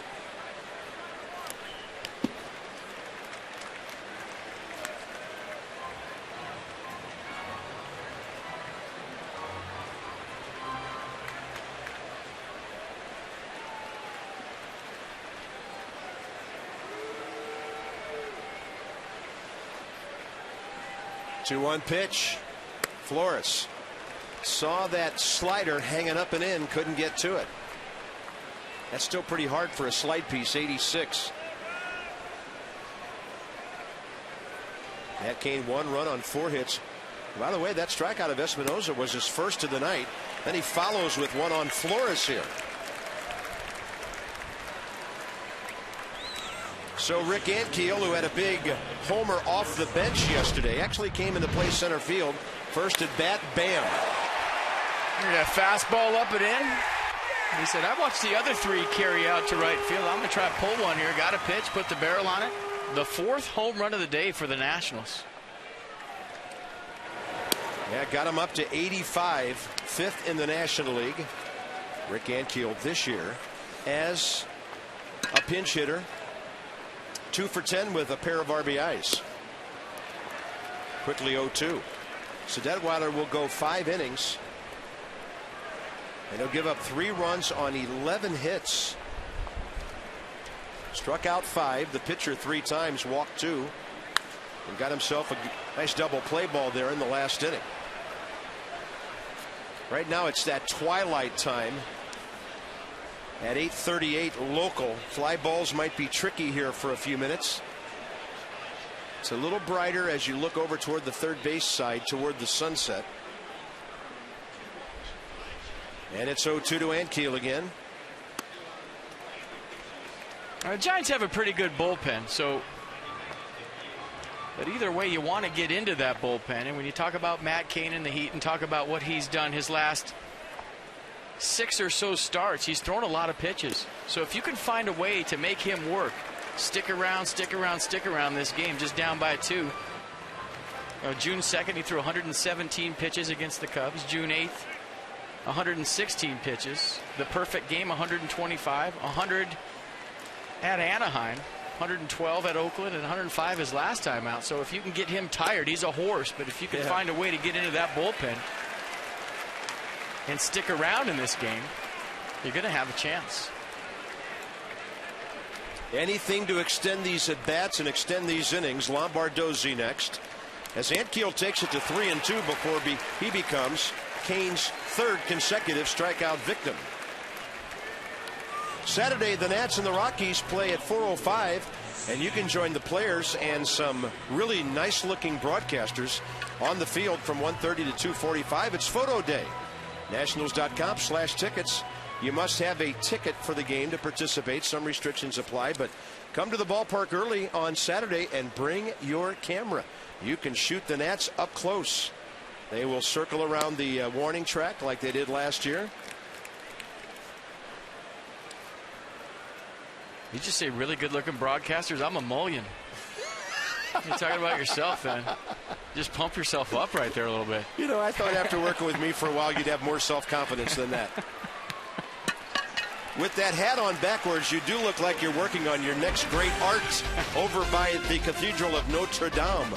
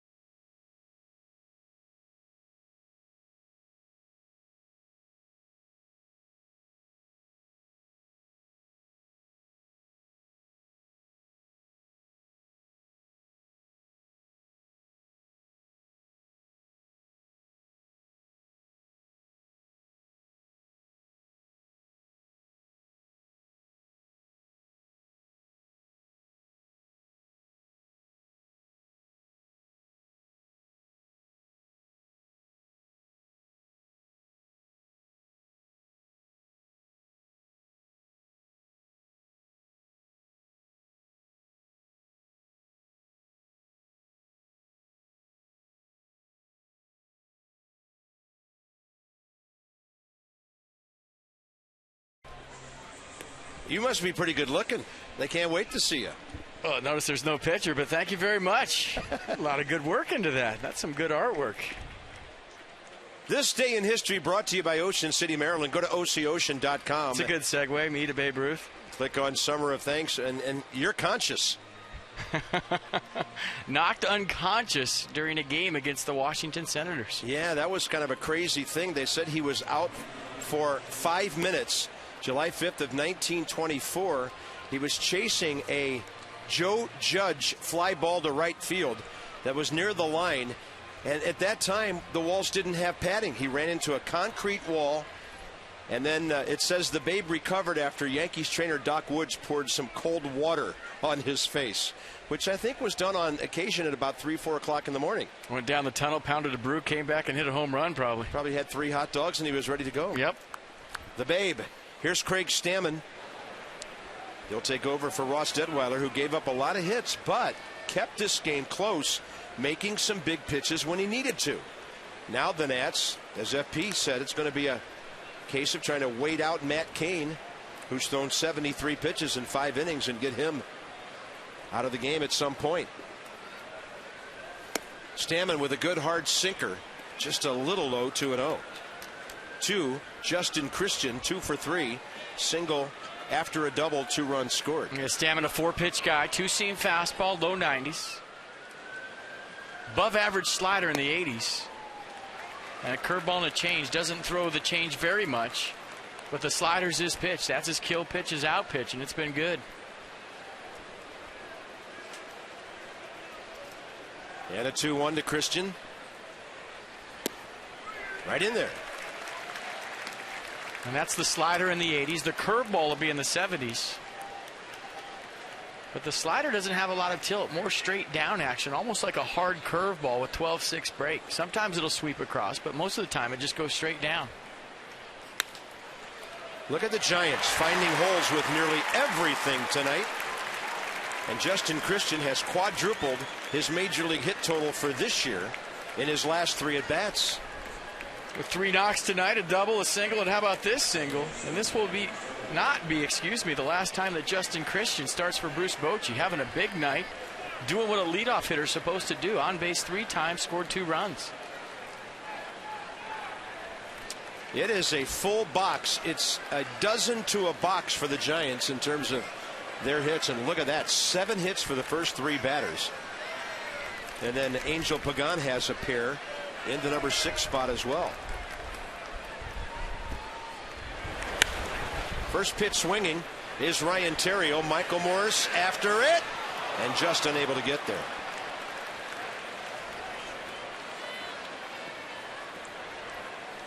Kind of tough to sneak around that little corner there if a ball falls short of that first angle before the stands go down to the corner.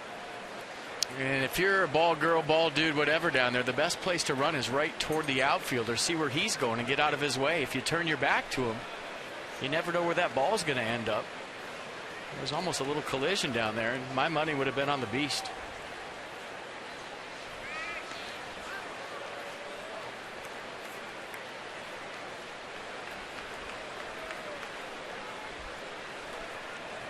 Justin Christian. And I can tell you, this guy can run. Told you about his 9 years in independent ball and the minor leagues. During that time, he stole 341 bases, and there he goes. Great jump. Wow. Not even close unless he slides past the bag, and he rips a bag to get into scoring position here in the 6th inning. He left a click before Craig Stammen started. Watch that jump. I mean, you can't get a better jump than that. Little turn of the head, look in, see if there's contact. No contact, bag stolen. And whenever we get to play the Giants, and I'm doing my pre-series research, it seems like you go through their roster, and they have a lot of guys. Emmanuel Burris comes to mind, other guys in the organization who have tremendous speed. And at times, I know you got to have some power guys, Posey and Sandoval, of course. But in a ballpark like they play in, you want to have guys who can run, who can turn singles into doubles and doubles into triples with those big gaps at AT&T Park. Triples alley. But you also have to have outfielders that can control the outfield, because right field there, you have to have center fielder speed. That's a great bunt on a pitch that was boring in on the right-handed batter. So Ryan Theriot, 2 for 3 with a sacrifice now. An outstanding job of moving that runner. 5-3 on the sack. A pretty good bunt right here by Theriot. And that's the second time tonight he's done what a two-hole guy is supposed to do. If you remember the first game of the series, the Giants had runner on second base, nobody out 3 times, and failed to move him. Tonight, not so much. Leadoff double by Christian in the 3rd. Theriot did a nice job of grounding out to Adam LaRoche for a run. That laid an RBI right on the platter for Melky Cabrera. He drove him in, and nice job right there. Cabrera 2 for 3. RBI grounder, RBI double, and now he's going to have an RBI sac fly. Michael Morse over to get it. Nothing he can do. Just throw it in, hit the cutoff man, and the Giants lead 4-1. With this first pitch swinging offense of theirs, these scoring innings are happening quickly. And look at Melky going right to Ryan Theriot and saying thanks again. The Giants fly to Pittsburgh tonight, and if you're Melky Cabrera, maybe you give Ryan Theriot a little tip. Some of your meal money, because he's put 2 RBIs right on a platter for you. And Cabrera doing a nice job of cashing in both times. Buster Posey has a base hit and 2 walks. Perfect night so far, and Craig Stammen throws one in.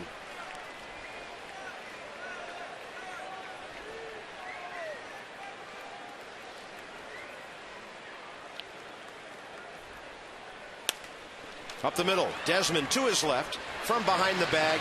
He makes it look easy. A single, a steal, 2 sacrifices. Bryce Harper, Zimmerman, and Morse coming up. Now the Nats are down by 3.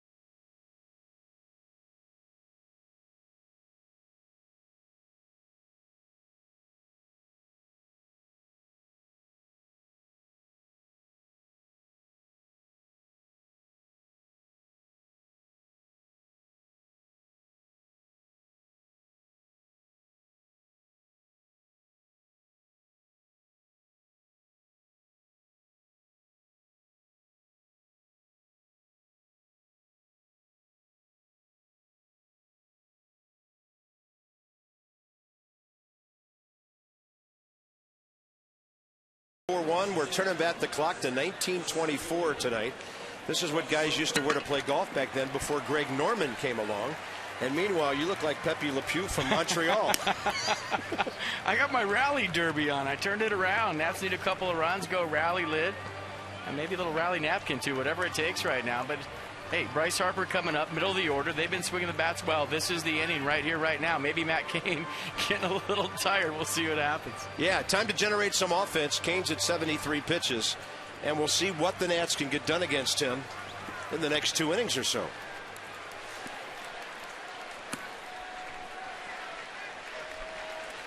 Crowd anticipating something, clapping for the start of a rally, and Cain, strike 1.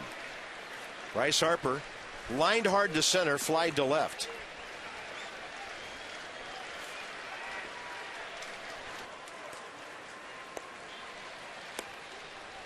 One. Christina has more on Bryce Harper.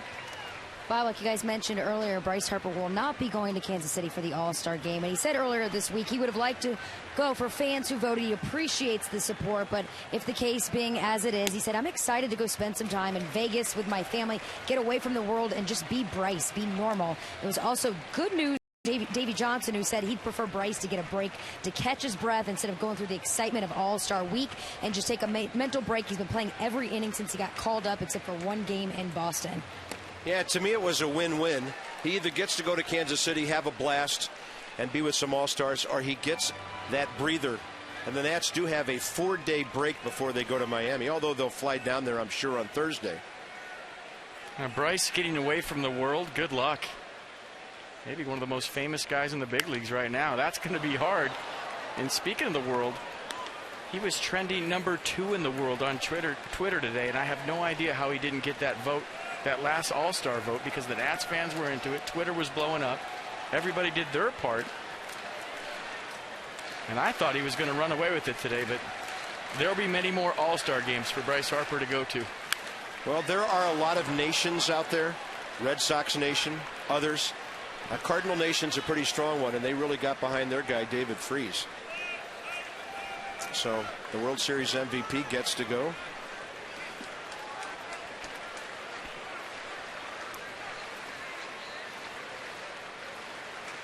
Two balls, 2 strikes.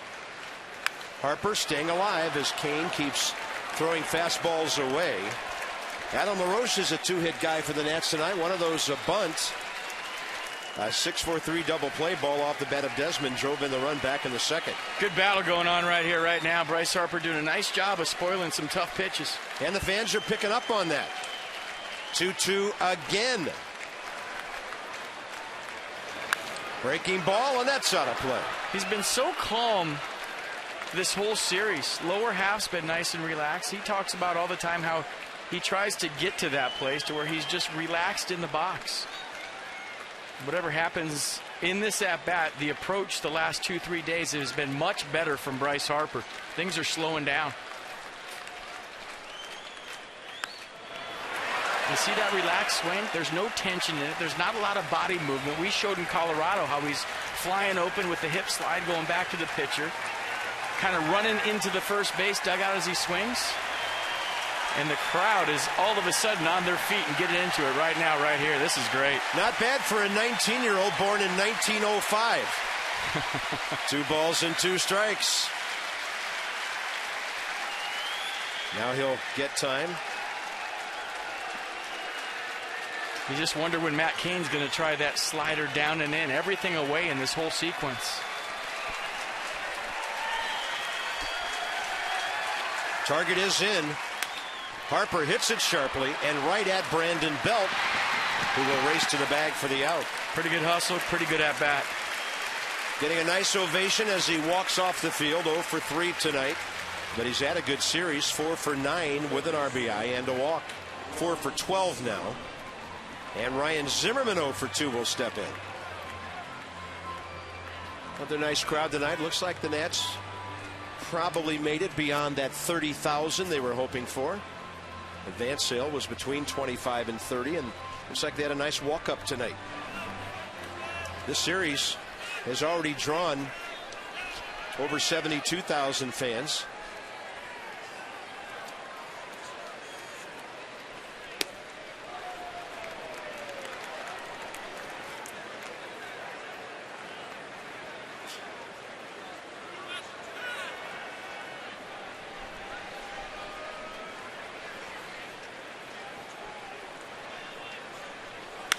Zimmerman gets jammed. And that's an easy fly ball for Angel Pagan. 2 outs. Ignite your attitude with a midseason flex plan. You pick 3 games and get a free new era ball cap. Go to nationals.com/flex. 1 cap per plan, minimum 2 plans, and some restrictions apply. When the Nats play their game tomorrow night, when the last out is made, they will be exactly halfway through the 2012 season. Haven't been able to reach that 16 over 500 mark. They're making another effort at it tonight.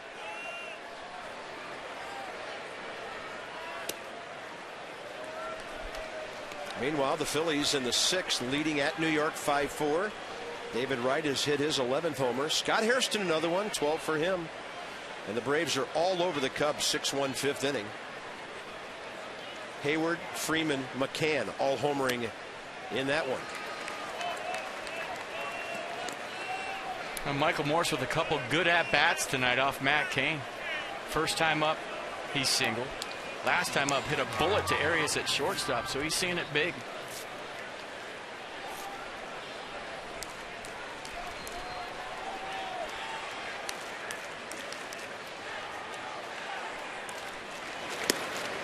All locked up on a 2-0 pitch.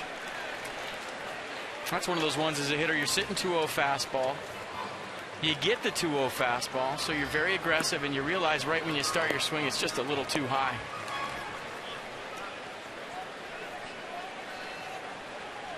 Good offense being shut down by Matt Cain tonight. And a good take by Michael Morse to get it to 3-1.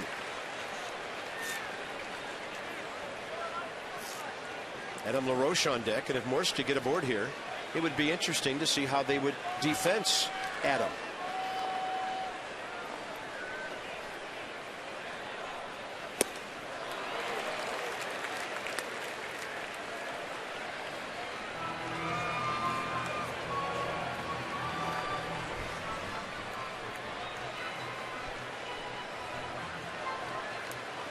Yeah, up by 3. You'd think Matt Cain go 3-2 fastball right here. 2 outs, nobody on.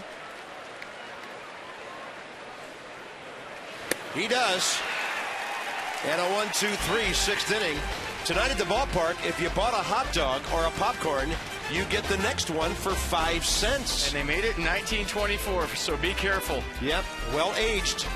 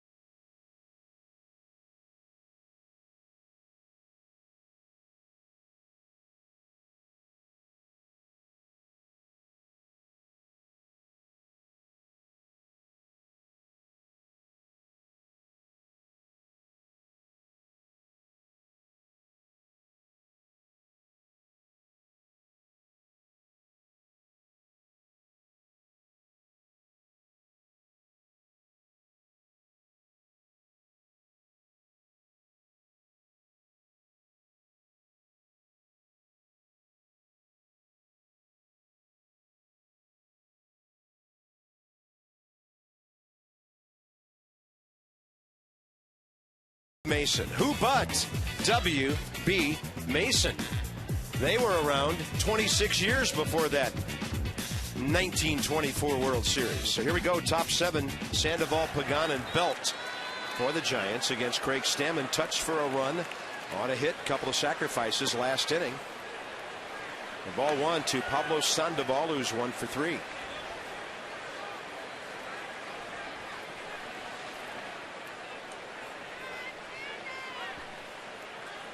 Three teams in the West in the thick of the race right now. And the Giants will benefit from something, especially if they win, because the Dodgers, a half game ahead of them, are at the Diamondbacks tonight, losers of 5 in a row, and Arizona's 5.5 back of San Fran.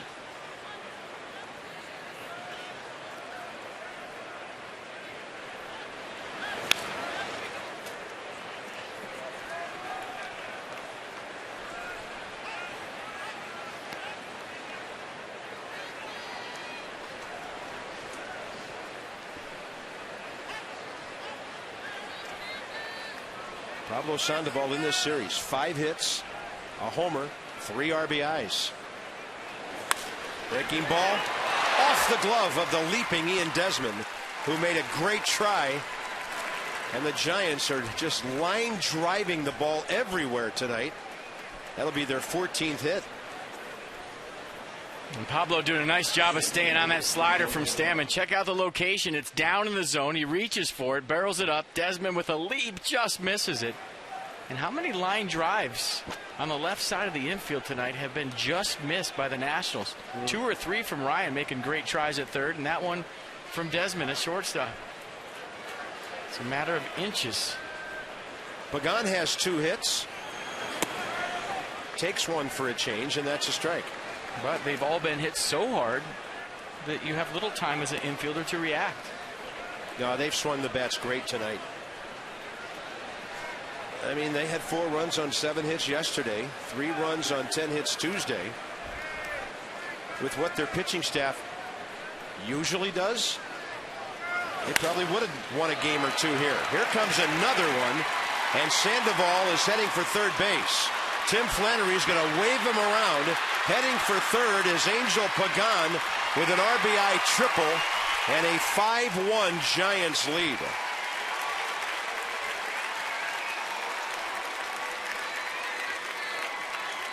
And that's a 3-hit, 2 RBI night for Angel Pagan. Yeah, started out simple enough. A fielder's choice his first time up. Then after that, base hit, and a triple in the gap. And you talked to the Giants people today before the game, and they were saying that their pitchers are geared to throw away to their home ballpark, to where yesterday with all those fly balls to right center field, that's what they train him to do, because that's where hits go to die in San Francisco. Yesterday they carried out of there. And maybe you could make the same argument for the hitters. That big right center field gap in San Francisco, that's a triple all the way. And Pagan having a big night with his 3rd hit in RBI.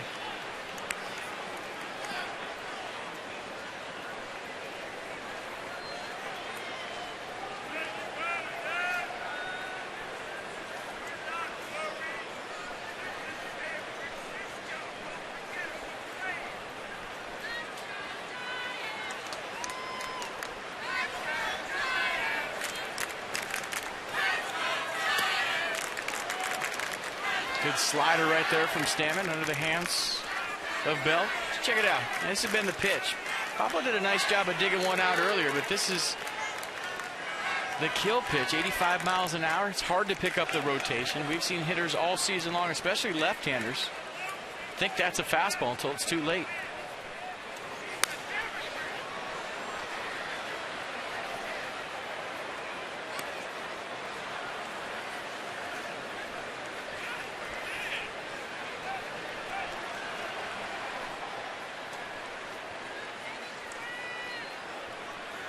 Joaquin Arias.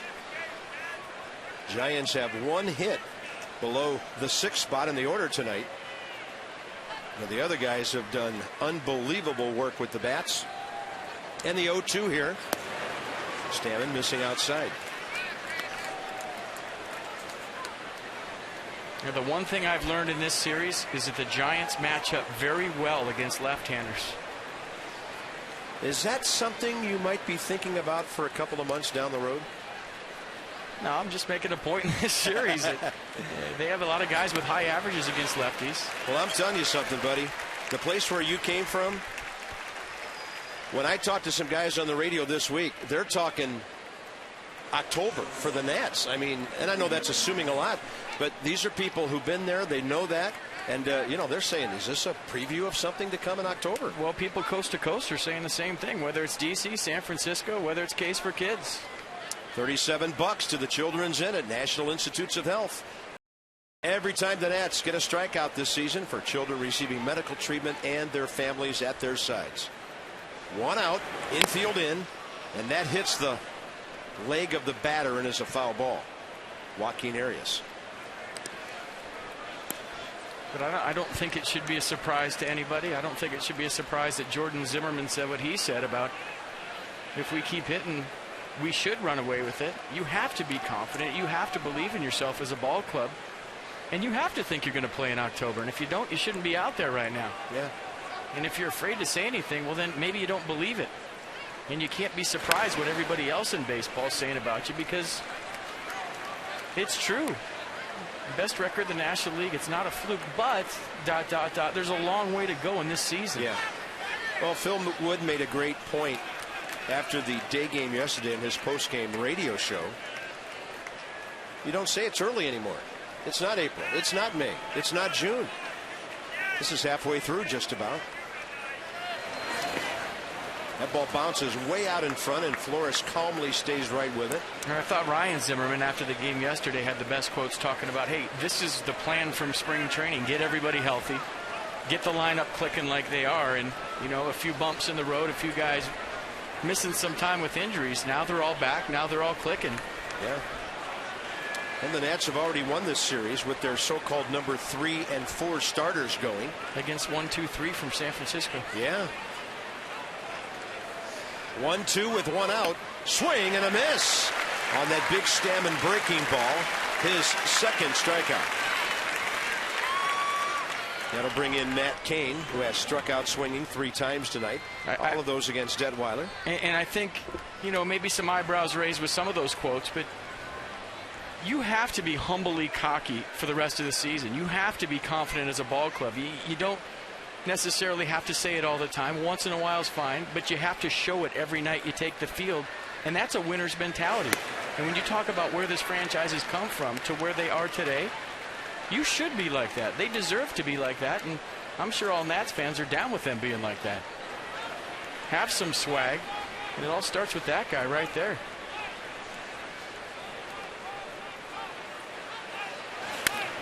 Bouncer right side, Espinosa.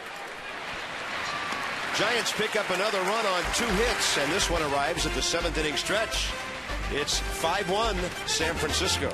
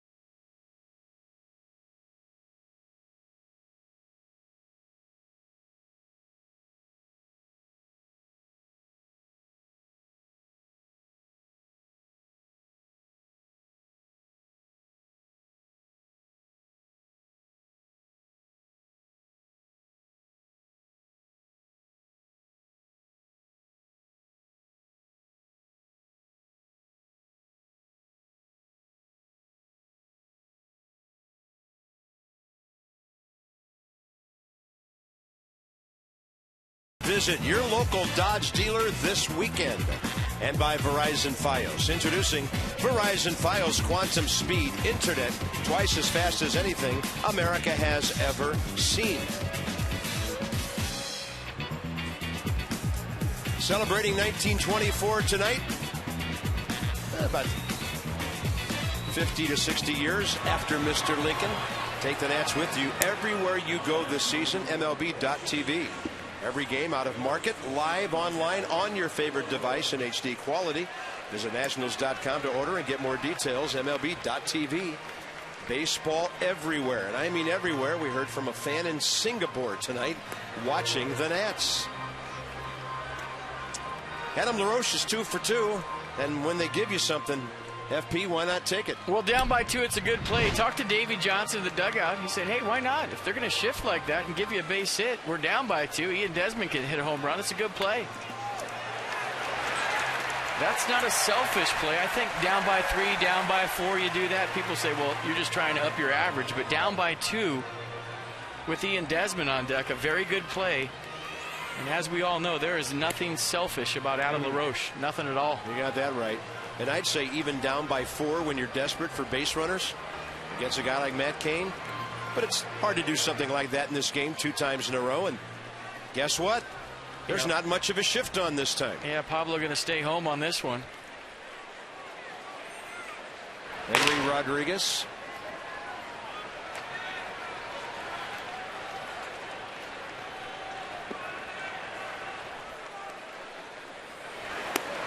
Adam will take one outside. Yeah, look where Pablo Sandoval's playing this time. Last time, about right there. Like I said, down by 2, good play. He won't do it again. Even if Sandoval was playing the shift, he would not do it again. That was all to try to tie the score up with the all-star shortstop on deck.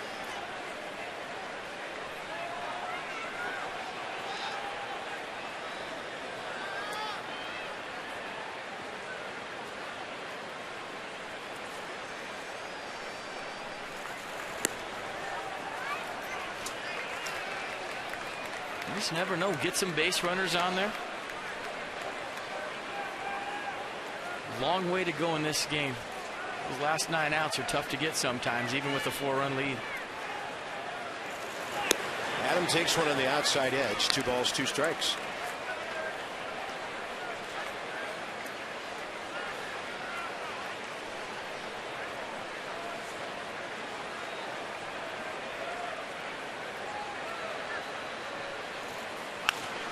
In the air to left, Melky Cabrera on the move. Matt Cain has given the Nationals 1 bunt hit since the 3rd inning. You know what tonight's Masson mobile word of the day is? Check it out. Let me guess. Nostalgia? Rosenbag, maybe 1924. Let's see it, boys. What is it tonight? Text CARP to 29292 for your chance to enter and win and meet and greet with Drew Storr. Just 3 more chances to play. The more you watch Masson, the more chances you'll have to win. Everybody text CARP. This might be the greatest moment of my career. And if you don't do it, you're not cool. Look what happens when you text CARP. It's out of here. I'm going to go see you later. It's now 5-2. And that's number 15 for Ian Desmond. Well, that was a rally, Carp, and you're going to be trending on Twitter soon. Just don't throw me out of the booth. How about that power display, folks? Right where the curly W is, the fence actually goes away from home plate. The end of the bullpen, one of the hardest parts to hit a home run in this ballpark for a left-handed hitter. And that's why Adam LaRoche bunted last time in the hopes that Ian Desmond would go deep. He did it this time. His 15th home run of the year. He is looking at a 30 home run season, folks. That is RBI number 48. Yeah, he might be flirting with another big number when it comes to runs batted in later. And that's the fastball up I was talking about his first time up. He likes it up there. He likes it out over the plate. That's where Matt Cain has thrown it predominantly to him all night long. You talk about a good hitter making adjustments. Ian Desmond just made a big-time adjustment off a big-time pitcher.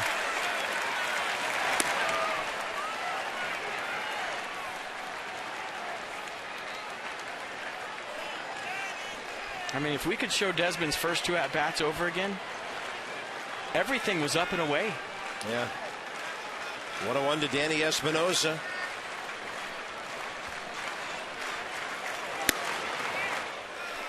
That's the pitch, at least close to that, on which Cain punched him out last time up with 2 men on.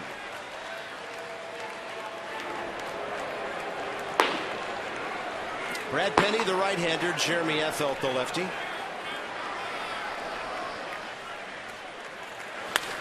Danny Espinosa hits this one a ton to right center. At the scoreboard, and another home run. It's It's now a 5-3 game, and your Nats are not going quietly into this night. 2-9, 2-9-2.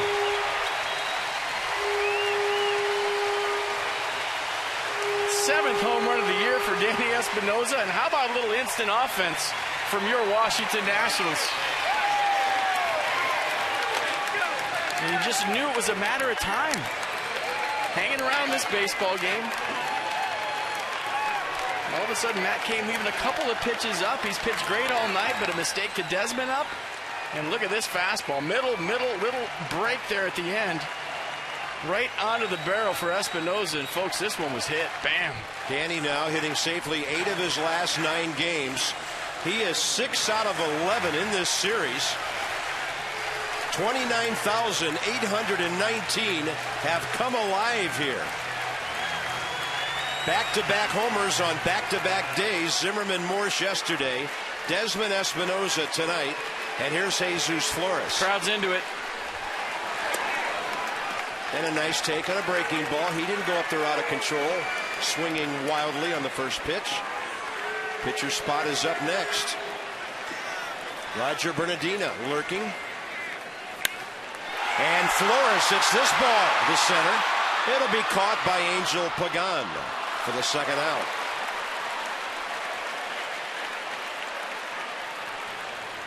You got some barrel in you, buddy.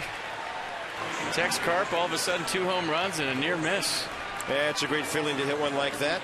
Donate $200. The Washington area Lexus dealers do every time a Nationals player hits a home run this year to the Children's National Medical Center. Well, you got in the bullpen with your word of the day. And that's a start for the Nationals. Nice outing from Matt Cain. Got a little bit tired right there in the 7th inning. And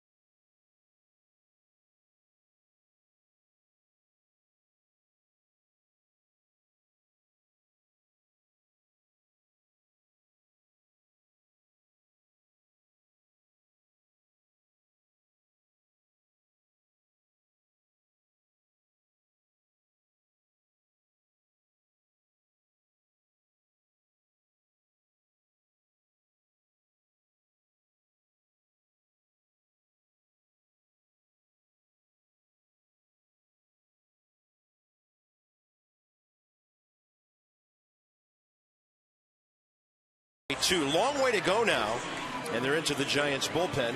Don't forget about the amazing Spider-Man in theaters now.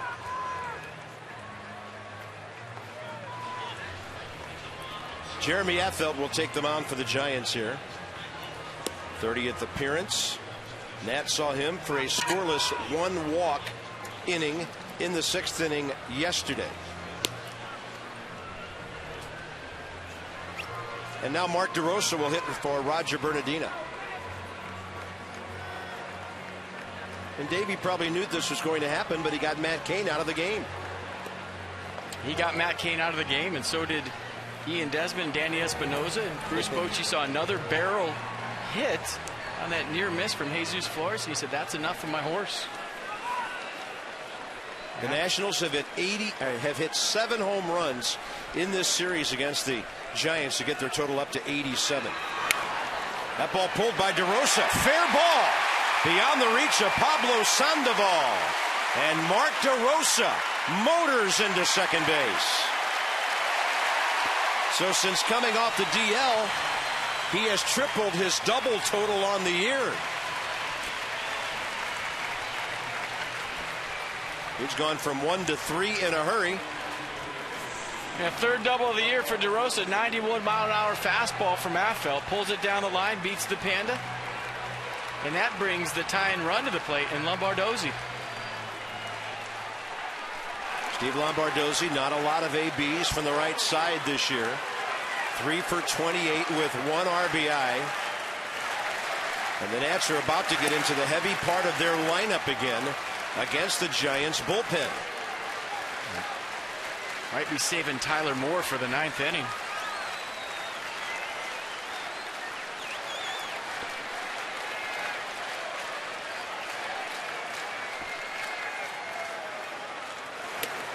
Lombardozzi takes it low. Counts even 1-1.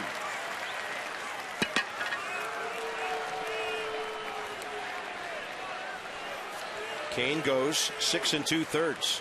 3 runs, 6 hits, a walk, 4 strikeouts. 103 pitches, 62 strikes. Inside to Lombardozzi, 2-1. Don't forget all the good at-bats Bryce Harper's been having off lefties lately.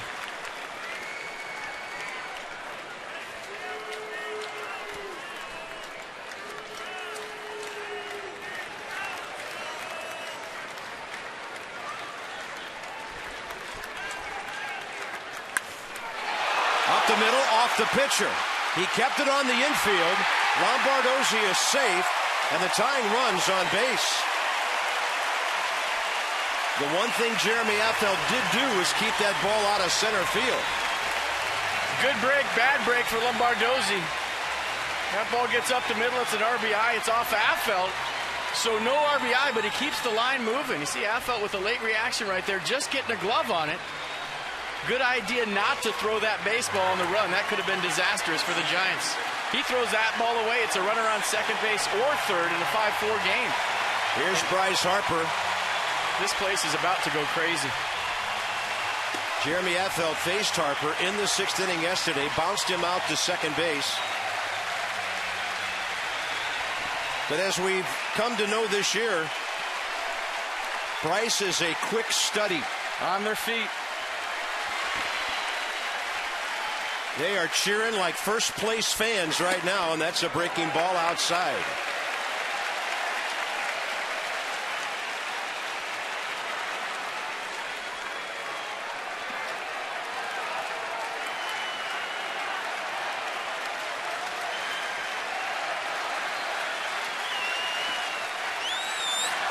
Not even close. Slider, backed himself into a corner in a 2-0 count. Now he's got to come to him with Ryan Zimmerman on deck. Bruce Bochy has Brad Penny up maybe to face Ryan Zimmerman, but Bryce is going to get something to hit right here, right now.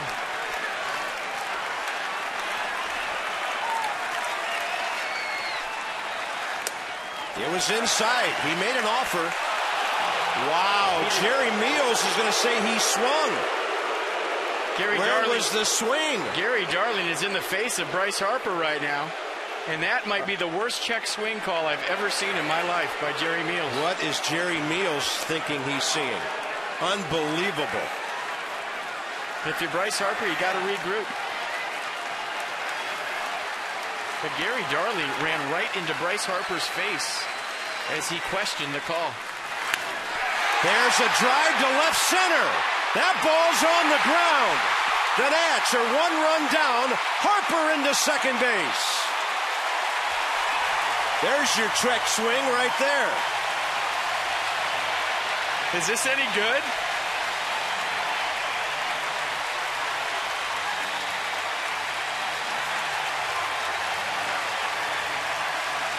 Bruce Bochy coming out to get Jeremy Affeldt, who gives up 3 consecutive hits. Bryce Harper to 2-1 count. Affeldt paid himself into a corner. He had to come with the heat. And Bryce Harper knew it. And Melky Cabrera overran that baseball. That allowed DeRosa to score. Then the throw went, I don't know where. But Bo Porter had to stop Lombardozzi at third base. And how good has this game gotten in a big-time hurry? Bryce Harper, another clutch hit.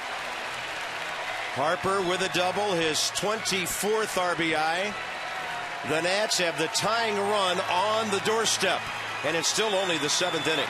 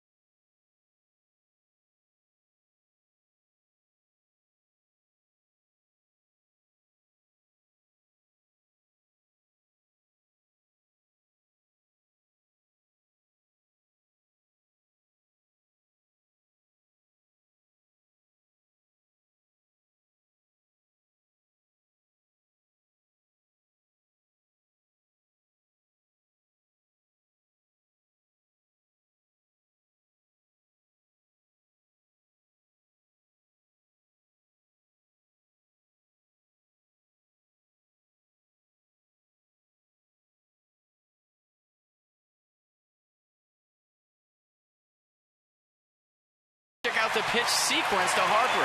Affeldt goes first pitch slider ball, second pitch slider ball too. You know he's got to come with the heat. Bryce Harper check swings. Jerry Meals said he went. Got him into a 2-1 count. Little inside out swing to left center field. Melky Cabrera coming on. Can't make the catch, and all of a sudden you got a 5-4 game. In 1924, just got a whole lot better.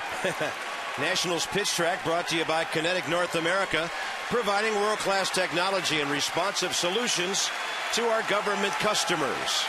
Righty-righty matchup, Ryan Zimmerman against Sergio Romo. He's going to see a slider. There it was, back up first pitch. Fastball, slider change. And the reason I said he's going to see a slider, he throws it 64% of the time. Fastball, only 29%. Ryan Zimmerman has never faced Sergio Romo somehow.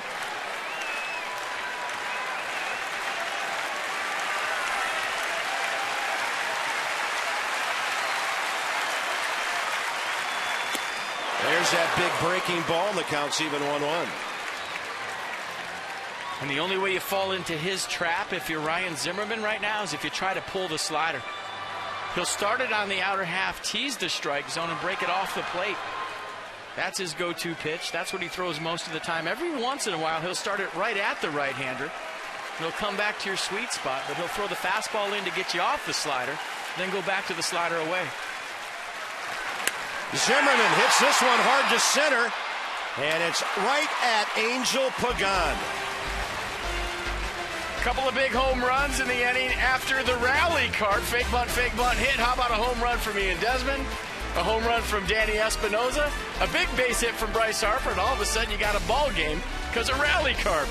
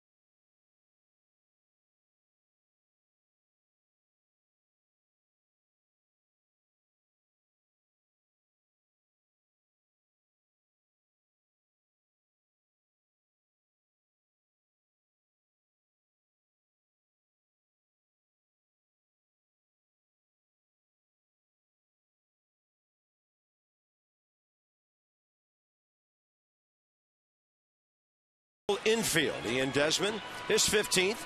Danny Espinoza, his 7th. Ian played quite a while in Potomac, and a lot of Nationals major leaguers make their stops on the way to Washington there. Right down I-95, 703-590-2311, or PotomacNationals.com. They have a lot of fireworks and fun still remaining with the holiday weekend coming up. Henry Rodriguez. Davey Johnson brought him in for the final out of the game on Tuesday night in a 9-3 game, a strikeout of Ryan Theriot. He will face Theriot after Justin Christian and before Melky Cabrera here in the top of the 8th inning. So the Giants have now out-hit the Nats 14-9, but it's a 5-4 game.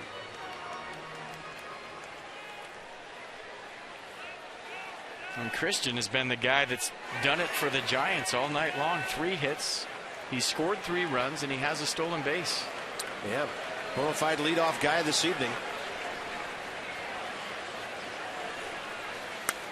First pitch swinging on a play against a 98-mile-an-hour heater.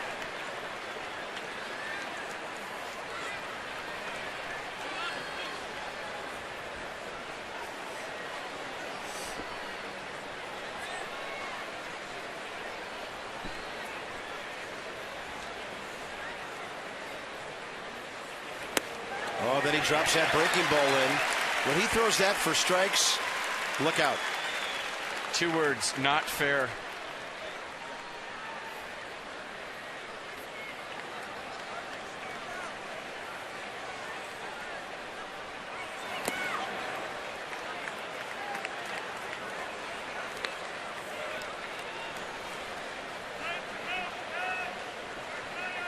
There's Ryan Theriot, only man of the Giants to face Rodriguez in this series.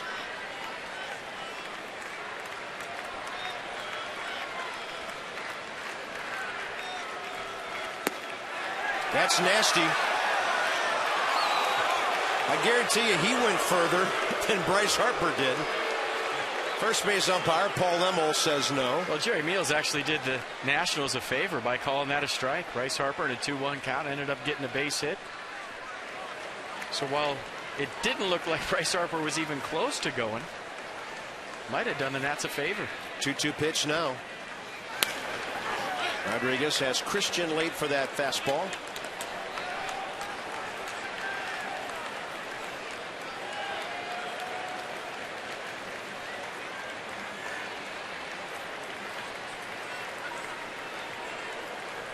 Why not to be forgotten that inning, that big pinch hit double by Mark DeRosa.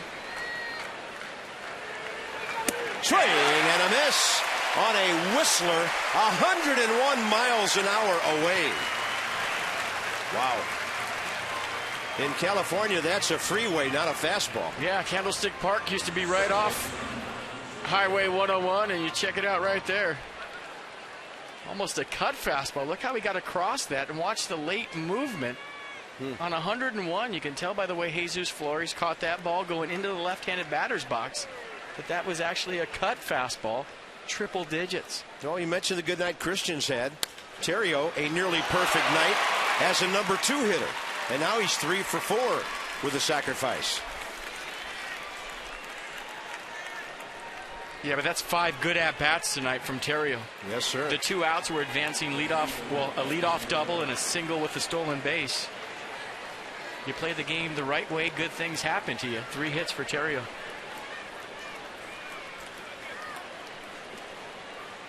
Phillies still lead the Mets in the bottom of the 8th at New York, 5-4.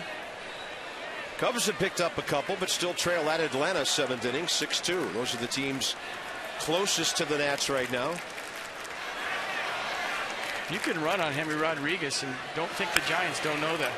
Melky Cabrera goes up first pitch hacking. And he's had just about a perfect night, too.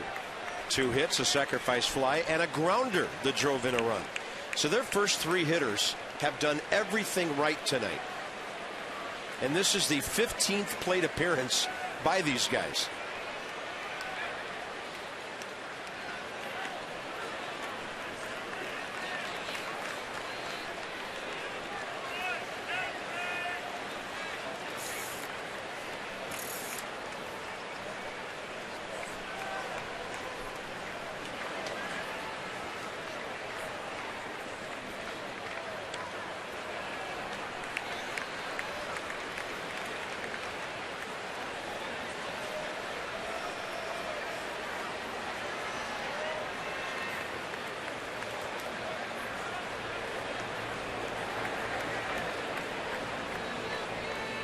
Cabrera, first career appearance.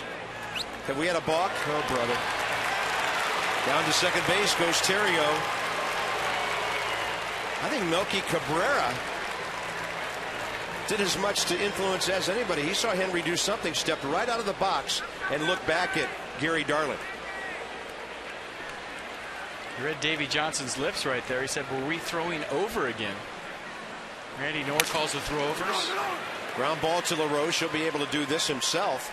But a runner at third now instead of a possible force play at second. Let's check out the balk one more time from Henry Rodriguez. What did he do? I didn't see it. Yeah, starting to stop. You see him go for his glove right there, and then with his right hand, you start to go into your glove. You stop that motion. That's a balk.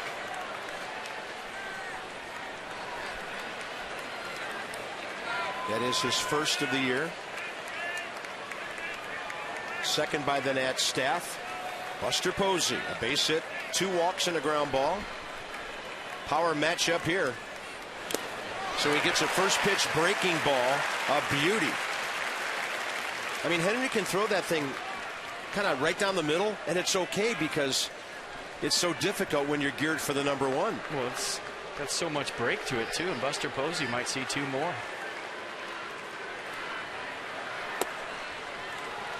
The only thing about that pitch with the runner on third base, Nats fans have seen it go to the backstop before. Yep.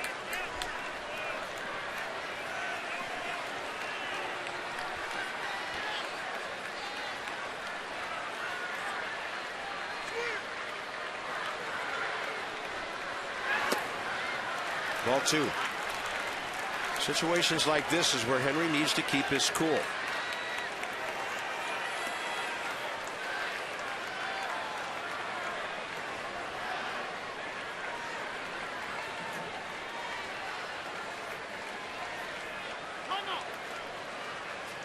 Ryan Terrio is creeping down the line at third base.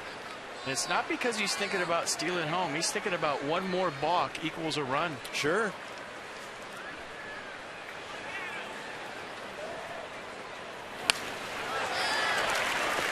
.101 on the black.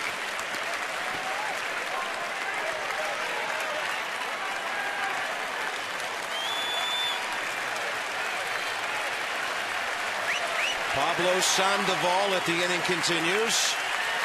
These Nats fans, they want to see their guys bats in hand. Totally into it tonight. Awesome vibe. You got that right. Bottom of the 8th coming up after a breaking ball that's outside. 3-2. Henry looking down at the mound. He didn't like it. I think he tripped right there in the middle of his delivery.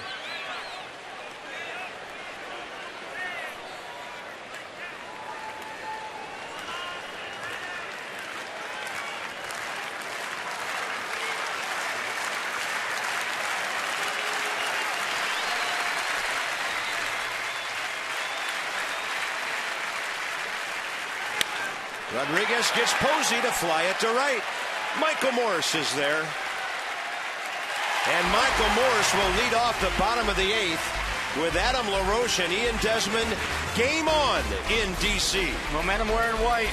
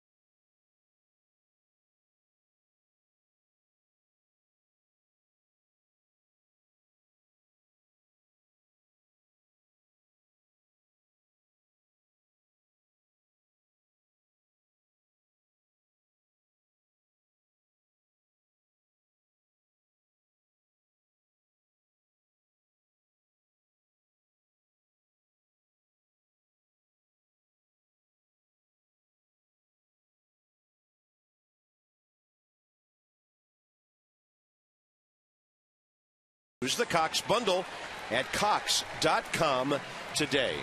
So the leadoff guy, the number 3 guy for the Giants, big nights, but suddenly the Nats middle infielders, Desmond Espinosa, come alive with 7th inning power.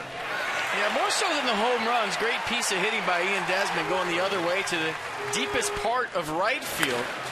Danny Espinosa following suit to right center. More so than the home runs, they woke the crowd up. They've been waiting to cheer for something all night long, and the organist between innings playing Don't Stop Believin' by Journey. Michael Morse. Hey, a tip of the cap, too, to the scoreboard crew tonight. They just showed the coolest highlights ever. Black and white in fast speed, just like an old newsreel, showing the home runs and all that. And I've never heard the crowd in the stadium applaud scoreboard highlights before. That was very cool a moment ago. Nice going over there, guys. 0-1 to Michael Morse, who's 1 for 3 with a base hit and a run scored. Well, the scoreboard guys are over there saying, well, thanks, Carp, but that's no rally, Carp. I mean, we did a nice job with the movie, but that didn't lead to 3 runs in the 7th. I'm not taking credit for anything. With the credit comes the blame, and I'm going to stay right in the middle. Michael Morse on 0-2 now. That big breaking ball gets him. Sergio Romo's gotten 2 big outs.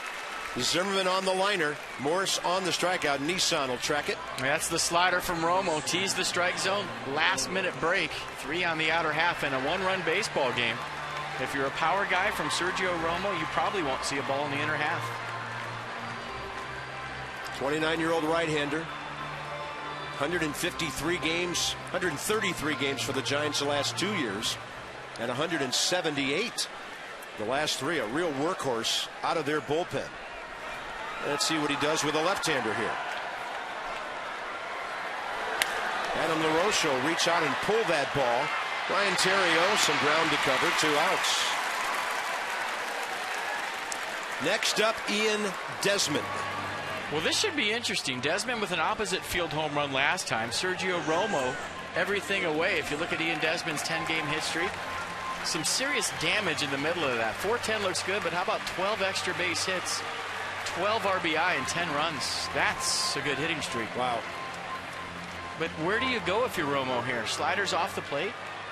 Desmond's got protection on deck in the form of Espinosa now. Homered his last time up. If you flirt with the inner half, he can pull you out of the yard. If you stay away, he can go that way. He just proved it. Unreachable slider. Tyler Clippard for the 9th. Only guy warming up, whether the Nats are tied, ahead, or down by 1.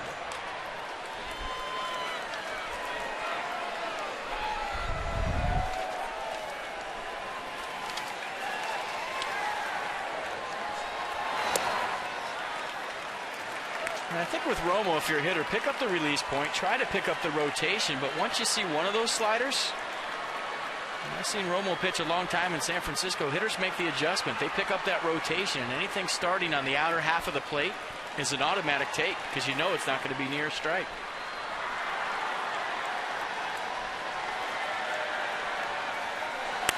Desmond will just reach out and bump one in the air for a base hit. Stay hot. That's how good he's going.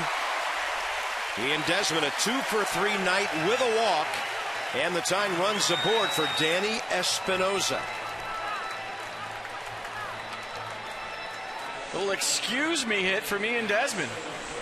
Same guy that went the other way for a home run last time. When you're hot, you're hot. Little check swing Johnson, and it's a base hit.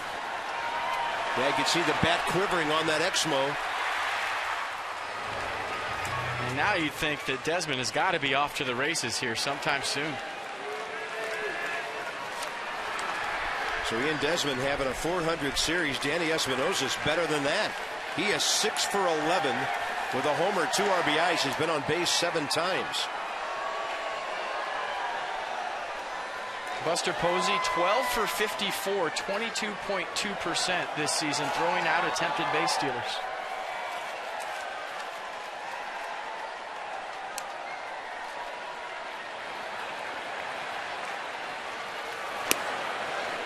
They've been busting Danny inside all night. Actually hit him with a pitch earlier tonight, but he was swinging at it. And then he struck out looking against Matt Cain back in the 4th inning. Well, they busted him in the first 2 times up.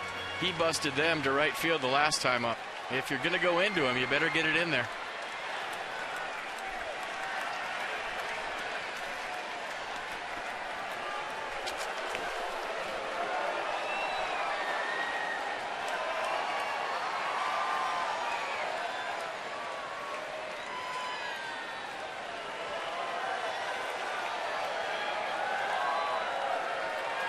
Desmond inching to a sizable lead. Holding. Snap throw, and Ian's back easily. And the count 1-1.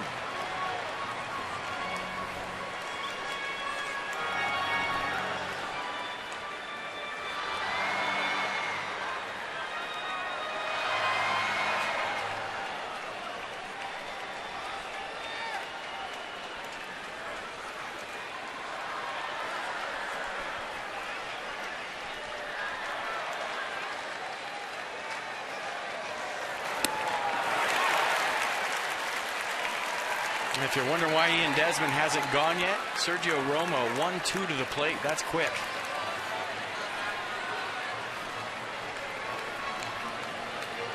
Maybe in a 2-strike count right now, a slider count. We'll see Ian Desmond try to go.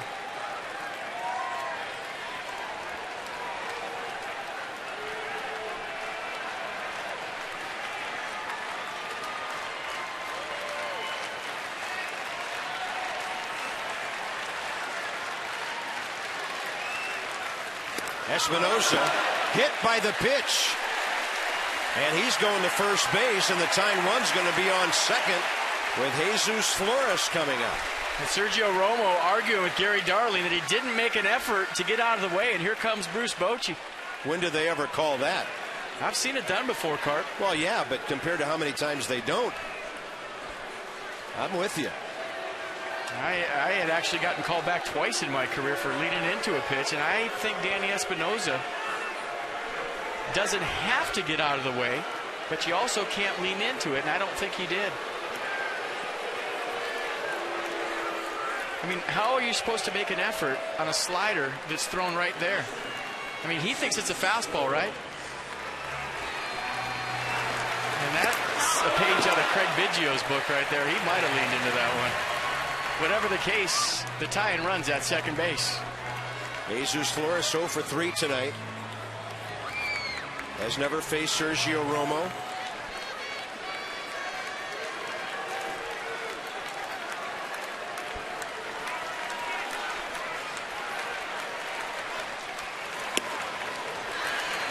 And he gets the strike all to the outer half. That is the definition of a frisbee right there from Sergio Romo. Brad Penny getting loose in the Giants bullpen. Because the Nats only have one pinch hitter left other than Solano, and that's Tyler Moore, right-handed.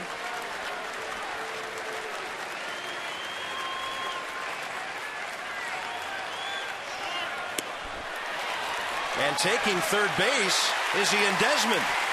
He'll swipe his 9th base of the year. A good jump by Desmond. And I think a better move by Danny Espinosa on the back end. You see where Buster Posey was looking right there? They were going to throw that baseball to second base. And if you're the trail runner in a double steal and you don't get a jump, don't go. The Giants were planning on throwing out Danny Espinosa, not Ian Desmond. So a good no-go by Espinosa. 0-2 now to Flores. Desmond way down the line, just in case one of those breaking balls squirts away. Jesus Flores has had a steady diet of sliders away tonight. First from Matt Cain, now from Sergio Romo.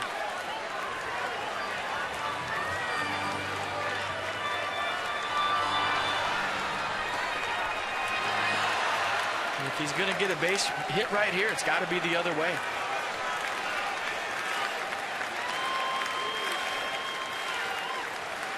Going out there again. Flores lifting it, short left center. Racing over Melky Cabrera.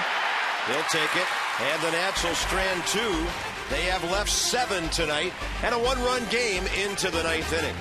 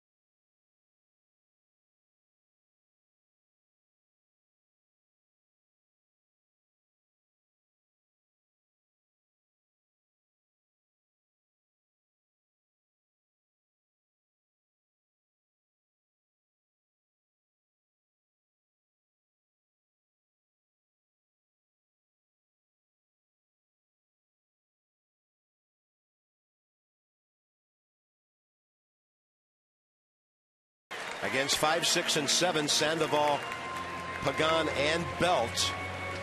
And then 3 outs to go for the Nats. Tonight's copyrighted telecast, presented by authority of the Washington Nationals, and may not be reproduced or retransmitted in any form.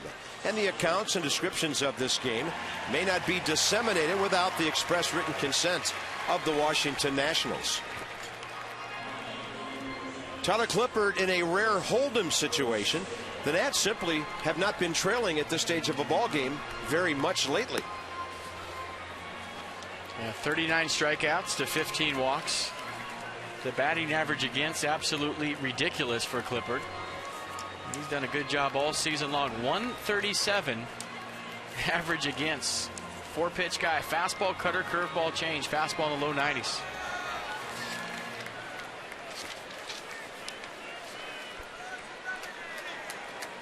His last outing was Sunday at Atlanta.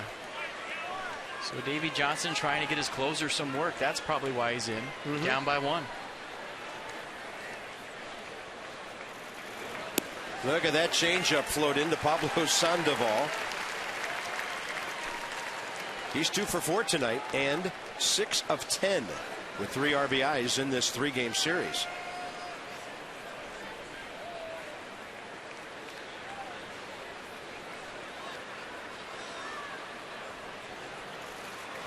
And he'll follow it up with 93 upstairs.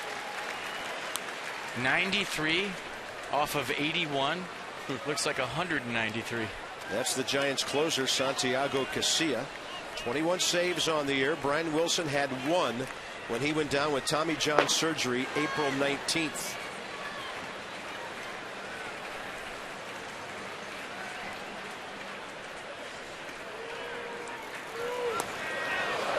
It's a good take by Pablo right there. Yeah, I thought he'd waste one up and away. Tyler will uncork one now and then.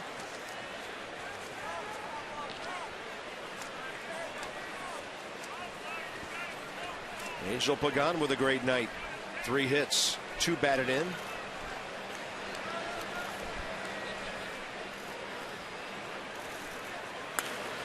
Had him moving the feet and trying to reach that off-speed pitch. The Mid-Atlantic Sports Report returns tomorrow from 5 to 6:30. Tom Davis, Phil Wood, Dave Johnson, Mel Antonin, all your latest Nats news as the Rockies come in before the break and a look back at the biggest surprises from the first half. And I'd like to thank Phil Wood for helping us out tonight with a lot of information about 1924, and he did a great job with all the help on the uniforms and everything else that went into this game. Gave us the bats, helped us out with all the stuff about the uniforms and the 1924 World Series. So thanks, Phil. Yeah, I don't think I've ever held a bat from a Hall of Famer that far removed before. I had Goose Goslin. That was very cool.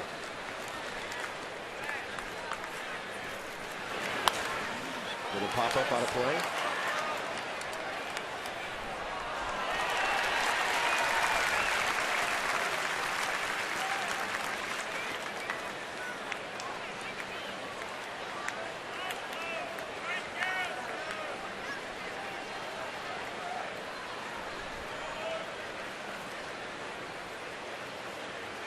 Target away, and I mean away. He goes out there, and Clippard gave it to Flores right where he wanted it for the strikeout against an aggressive hitter. Yeah, well located, 94-mile-an-hour fastball on the outer half of the plate. Little elevation to it. Sandoval can't catch up. Look at all the pitches. Only 2 in the strike zone. The rest trying to get Sandoval to chase, and he did right here. You see his hips open up early, his wrists roll over. That'll tell you he was looking for something in to pull. Clippard went the other way and a fastball outside. And you did give that Bucky Harris bat back, right? Nope. Taking it home with me. Bucky Harris, Goose Goslin, Walter Johnson, and Sam Rice were the 4 Senators Hall of Famers in that 24 series. And Bucky Harris is the one that hit the routine ground ball to third base in Game 7 of the World Series. Took a bad hop over the glove of Freddie Lindstrom. 2 runners scored on the play, a lot like tonight. He must have had a rally carp in 1924. Yeah. I don't know. I think in 24 the rally carps were still in Italy. Or swimming. 2 balls and no strikes to Angel Pagan. 2 for 13 career against Clippard. 7 strikeouts.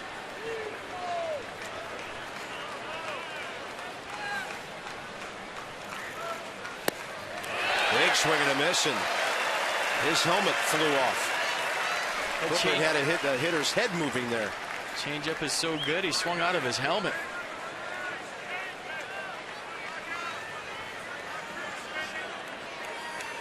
Pretty sure he's looking fastball. And that's how good the changeup is from Clippard. You see fastball, same arm slot, same release point, same arm speed. It looks just like a heater until you go to swing, and it's just not there. Then he gives him the heat, 94.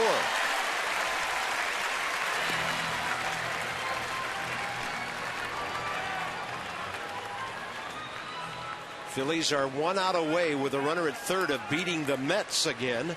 5-4 Philadelphia, bottom of the 9th at Citi Field. Braves winning handily over the Cubs, and a 2-2 pitch.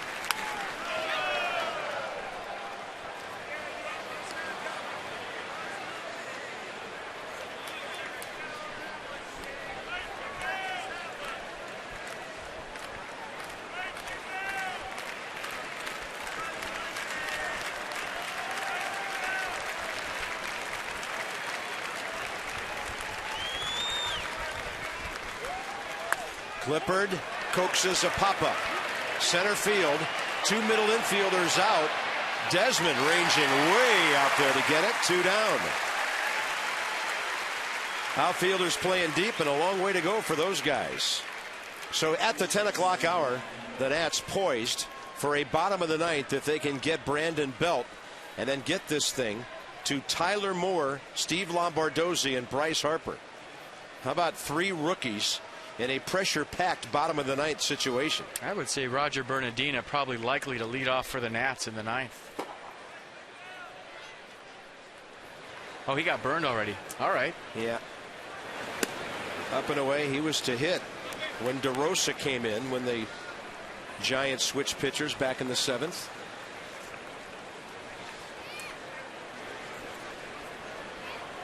Well, Davey Johnson, if he goes with Tyler Moore to lead it off, going for the big blow. Usually you go with a speed guy in a 1-run baseball game.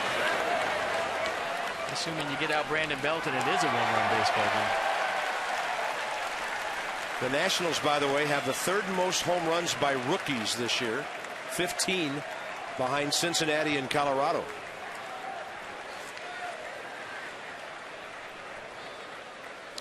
One ball, 1 strike. On a changeup up. Out of play, right side. 1-2.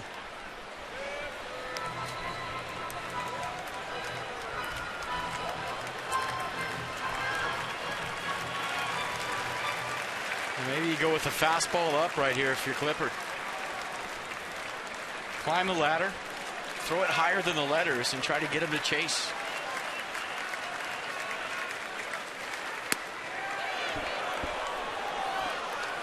It looked like that's what he was trying to do. You see the frustration from Clippard. Jesus Flores had the little stand-up stance that he does when he wants the ball elevated.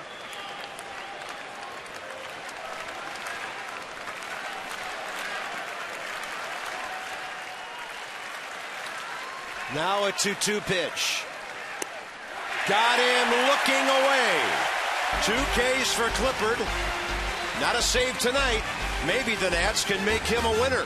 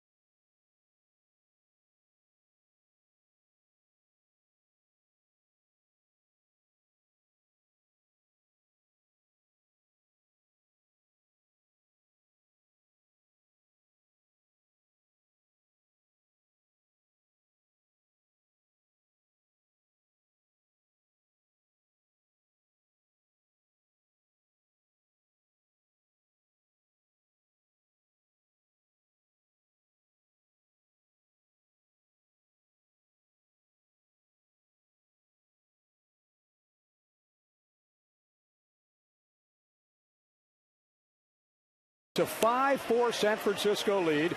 Johnny Holiday and Ray Knight with you. We're going to be along at our Nats Extra postgame show. At the game's conclusion, those 3 runs in the 7th inning, Ray, these guys never give up. Oh, they don't. They don't. They're swinging the bats. They're getting good pitches to hit. They know how to win ball games. And, they expect to win. The Giants brought out their hitting sticks tonight, didn't they? They're hitting shoes. And the new uniforms agreed with them, the old new uniforms. But still, Stammen gave up a couple runs. The pitching staff has been able to hold the opposition down after the starters left the game and giving the team a chance to win. But with this offense, you can't ever get up. And as we go back to Bob at FP upstairs, you got pinch hitter, then Lombo, and Bryce Harper. Harper really relishes a situation like the bottom of the ninth. As a young player, yes, he does, Johnny. And just like we promised earlier in the game, it's Miller time. Brought to you by Miller Lite. Let's go back to the 7th inning. Bryce Harper up. Big situation. Crowd into the baseball game. Little check swing action. Jerry Meals said he went. Bryce Harper upset at first. But it should have been a thank you very much, Jerry. It would have been a 3-0 count. Bryce Harper wouldn't have swung right there. So a base hit to left. That scored Mark DeRosa and got this crowd some kind of going crazy. But it was all because of that guy right there. Police.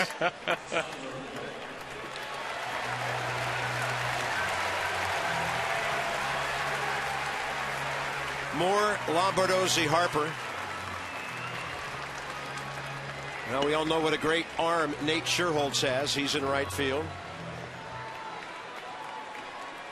Joaquin Arias moves over to third. And that should be Brandon Crawford at short. And Bruce Bochy going with his best defense right now in a 1-run game. He's got his closer, Santiago Casilla, in the game. And he's got a good fastball, mid-90s. Tight slider right there. And Tyler Moore sat there that whole half inning as you look at the numbers from Casilla thinking, I'm going to get a first pitch fastball and I'm going to tie the game up. Got a slider from Casilla. 1 for 6 as a pinch hitter with an RBI.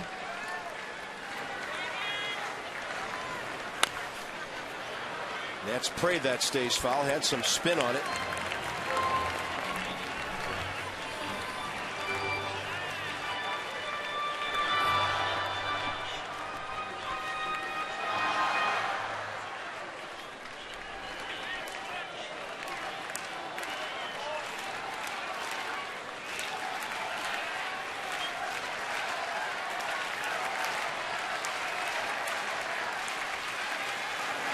And Moore will take that one in the dirt.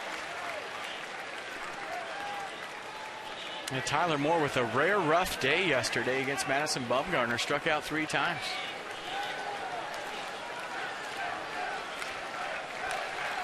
But that was in the morning. This is at night. Nats have used power to get back into this game. And Moore jacks one to left center. That ball will one hop at the bullpen.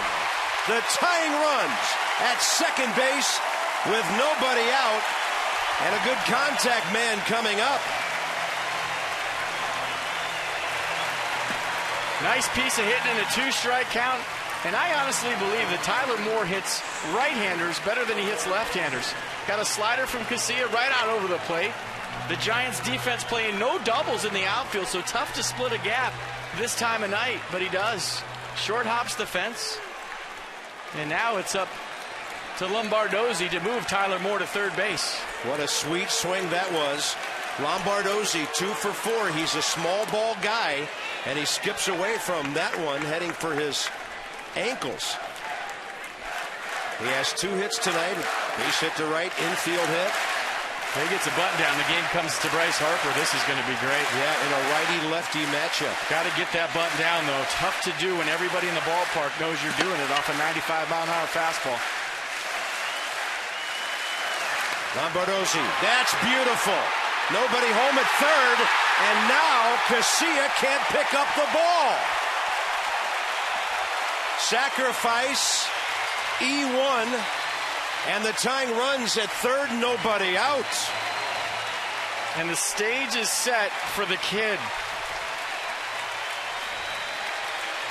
Giants have struggled defensively all year, but you don't expect a pitcher on a play like that to do it. And I don't think there's anybody up in the Giants bullpen. Bruce Bochy going to go out and try to settle his closer down. Empty bullpen for the Giants. Bruce Bochy going to talk to Casilla. What do you want to do, Buster? What do you want to do? First pitch to Bryce Harper. And this is a big at-bat for Bryce. This is one of those at-bats where you have to be calm, take deep breaths, and realize the pressure is on the pitcher and not you. Nats have drawn over 102,000 for this 3-game series. And a day after the 4th and all those fireworks, this bunch has been treated to a wonderful ball game. And they're going nuts right now. And this place is the loudest I've heard it all season long right now. Harper 1 for 4 with an RBI double.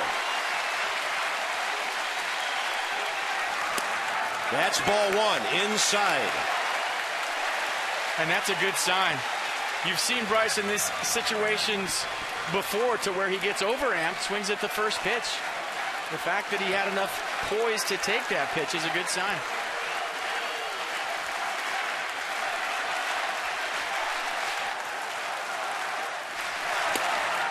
That's inside, 2-0.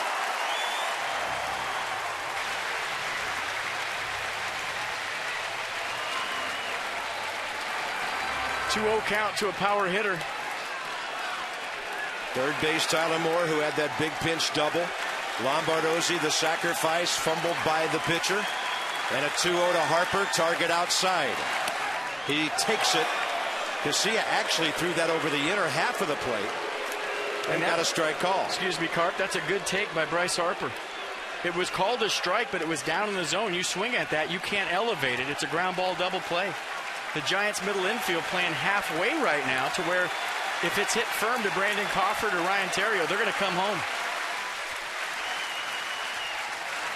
Breaking ball, it's 3-1.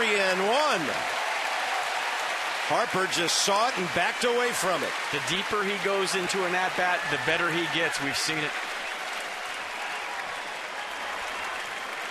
What a ball game.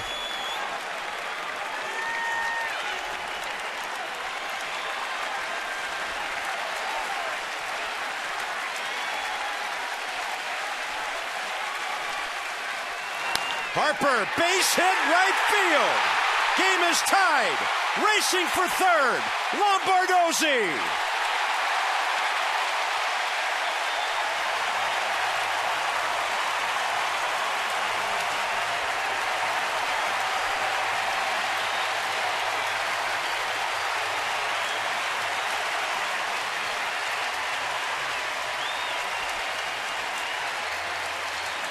That was a big boy at bat. Crowd on their feet, the place going nuts. He has enough patience to get himself into a 3-1 count. What does he do? Delivers using the hole provided by the error that Santiago Casilla made. Now you have to hold Lombardozzi on first base. There's a hole there.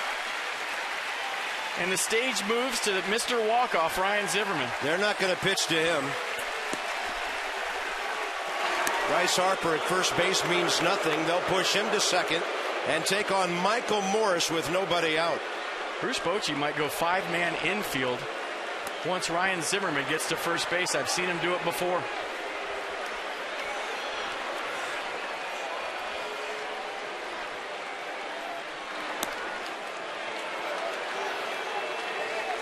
So Michael Morris, 1 for 4 tonight, will be batting with the bases loaded and nobody out in the bottom of the ninth of a tie game.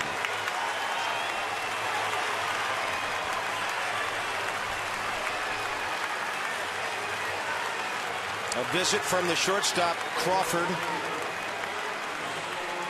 But so far, nobody running in from the outfield, so the Giants will play it straight up against Michael Morris. Maybe against a ground ball hitter, they pull somebody in, but Michael primarily a line drive fly ball guy. Look where the outfield's playing, shorter than short. You got to get yourself into position to throw out Lombardozzi at third base on a sac fly. Extremely shallow in the outfield. Morse has got to get an elevated pitch. That's inside for a ball. Casilla has fallen behind consistently here in this inning. By the way, the Mets got 2 in the ninth and walked off against the Phillies. The Nats trying to answer that right here.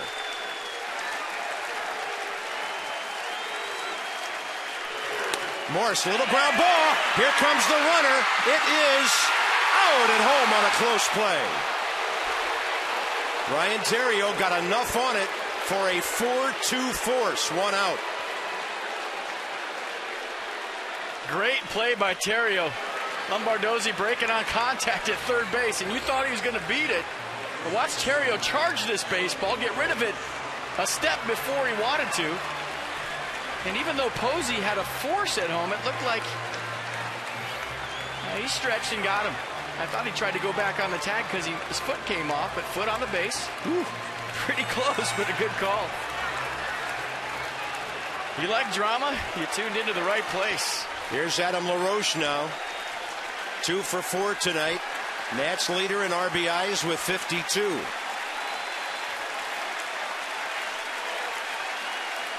Good speed at third in Harper. LaRoche, ground ball. They're going to try to turn 2, and they're going to send this game into the hands of the Nats with a low throw at first base. Washington wins it 6-5.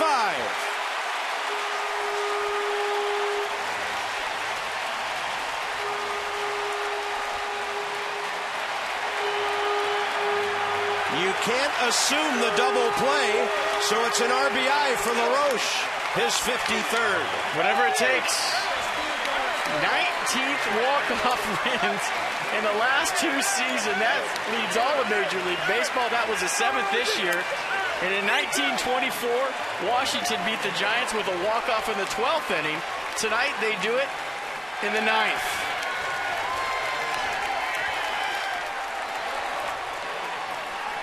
Let's check out the play one more time. Good play by Theriot once again. He gets the chopper from LaRoche, and this is a tailor-made double play. The speed of LaRoche, good feed to Crawford. And Crawford just threw Brandon Belt an in-between hop. That's a tough pick for any first baseman. Look at where it is. Look where the glove is. And maybe watch the reaction in the dugout. Is there time for that? Adam LaRoche getting the job done. And just another lousy W for the Washington Nationals. Nationals strand 9 runners on the night. They trailed one of the best pitchers in baseball, Matt Cain, and now in this series they have beaten the Giants when they were throwing Tim Lincecum, Madison Bumgarner, and Matt Cain. Wow. There's something definitely special going on in the nation's capital this year. There is no doubt about it. For the first time this year, the Nats are 16 games over 500. Adam LaRoche with Christina. All right, thanks, Bob. Another walk-off for you guys. You guys don't disappoint in the end. Talk about this last play here in the final seconds when they didn't get the double play done. Well, not exactly the way we drew it up, but we'll take it. It's a sweep. We've been rolling lately, finally getting the bats going, and pitching's doing what they do. So continue to do that. We're going to be all right. Talk about the fact that there's never a sense of panic or that you guys are ever out of a game. No, there hasn't been, and I think it's because there hadn't been too many games we've been totally out of. And tonight, you know, we got down a few runs, battled back, got some big back-to-back home runs, get us back into it. Timo leading off the inning, big double, and you know, next thing you know, game's over. How about the three rookies right there at the top of this inning, getting it done and laying it out for you guys? They've been doing great, man. Bryce got on base, Lombo was on base a couple times. Those guys continue to do it, you know, set the table for us and give us a bunch of opportunities. You sweep the first place Giants. You feel like something special is going on here? I think so. We got a lot of ball left, but so far so good. Thank you. Congratulations, Adam. Back to you guys. All right, that's Christina, and for FP, Bob Carpenter, the final. The Nats sweep the Giants 6-5 tonight. Tomorrow night, the Rockies in town. Nats Extra 6:30. This has been a Masson presentation. Nats Extra brought to you by W.B. Mason, Johnny and Ray. Straight ahead from the booth, it is a happy ballpark. See you later.